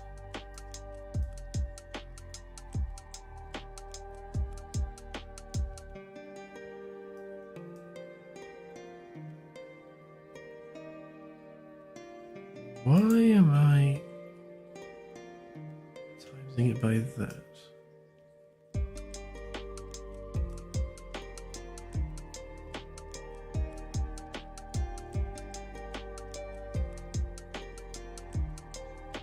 It's probably that by 10 to the power 24.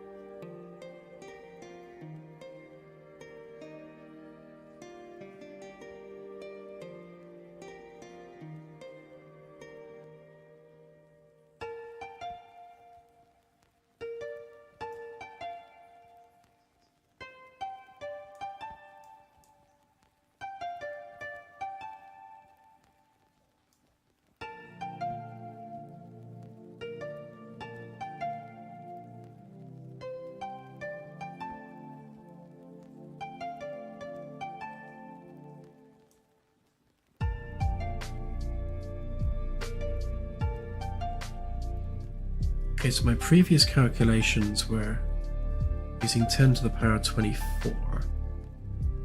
My reference value is 10 to the power 30, but it is still the same number. So I'm using 1.989, which is essentially what this is, 1.989. Obviously, to the power 24, you need more zeros. So it's still the right number.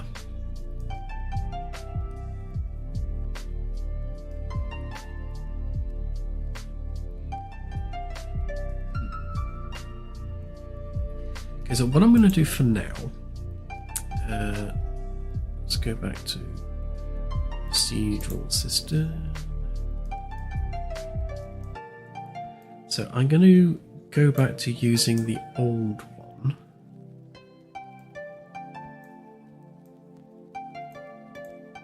For now. Now, I'm not convinced that this is correct either. I'm going to do more of a deep dive on the Roche limit calculation, because this looks right to me, but I need to double check that. We've got some really experienced astrophysics and actual PhD holders on our Discord, so I'll bring this up with them, and hopefully they can shed some insight on what I might have done wrong. So I shall leave that as it was. Let's just test that to make sure that those little huddle of planets is still inside the star.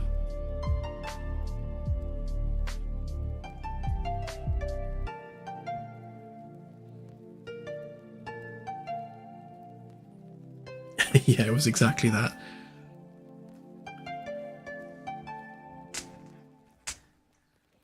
One tiny math error can wipe out every planet in the whole galaxy.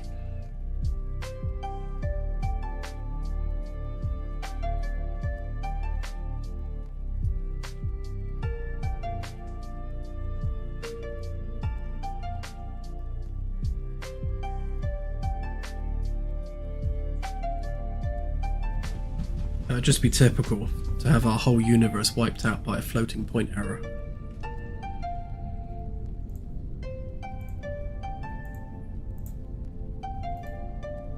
Yeah, so those 4 planets are back. Good, good.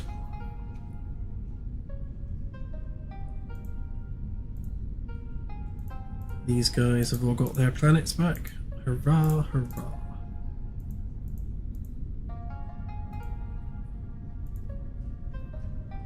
Right, I'm just going to pick a completely random... that one. Icy dwarf planet. We don't have one of them yet. Let's stick that on the Holo display.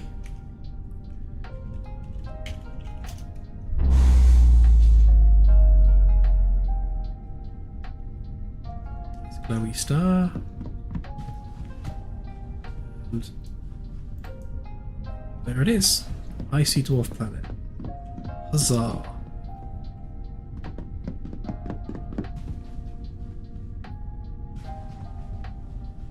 Which is directly in front of us by the looks of things. There it is.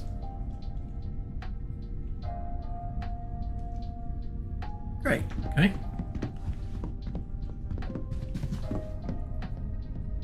Oh yeah.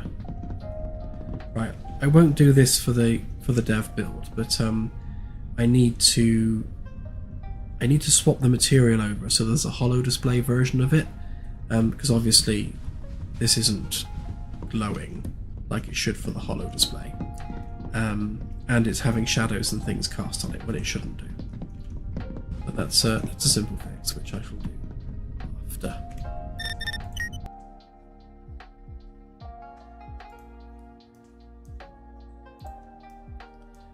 Right, okay, I shall leave it there for this particular stream. I promised Claire I wouldn't do a 4-hour stream, and it hasn't been quite 4 hours yet. We're 5 minutes away, so if I end the stream now, I haven't lied. It's all in the technicalities. So yeah, so we've accomplished all of the different stars and planet types rendering on the Holo display, which is good. And we've discovered that the Roche limit code is really jank, so I need to sort that out. Yeah, I think that's it. So I shall say farewell for now, and I shall see you all on Sunday stream. And I shall go ahead and put this out as is, as a dev build, before I go and have a shower. So I apologise if it's broken. Right, catch you later everyone. Bye for now.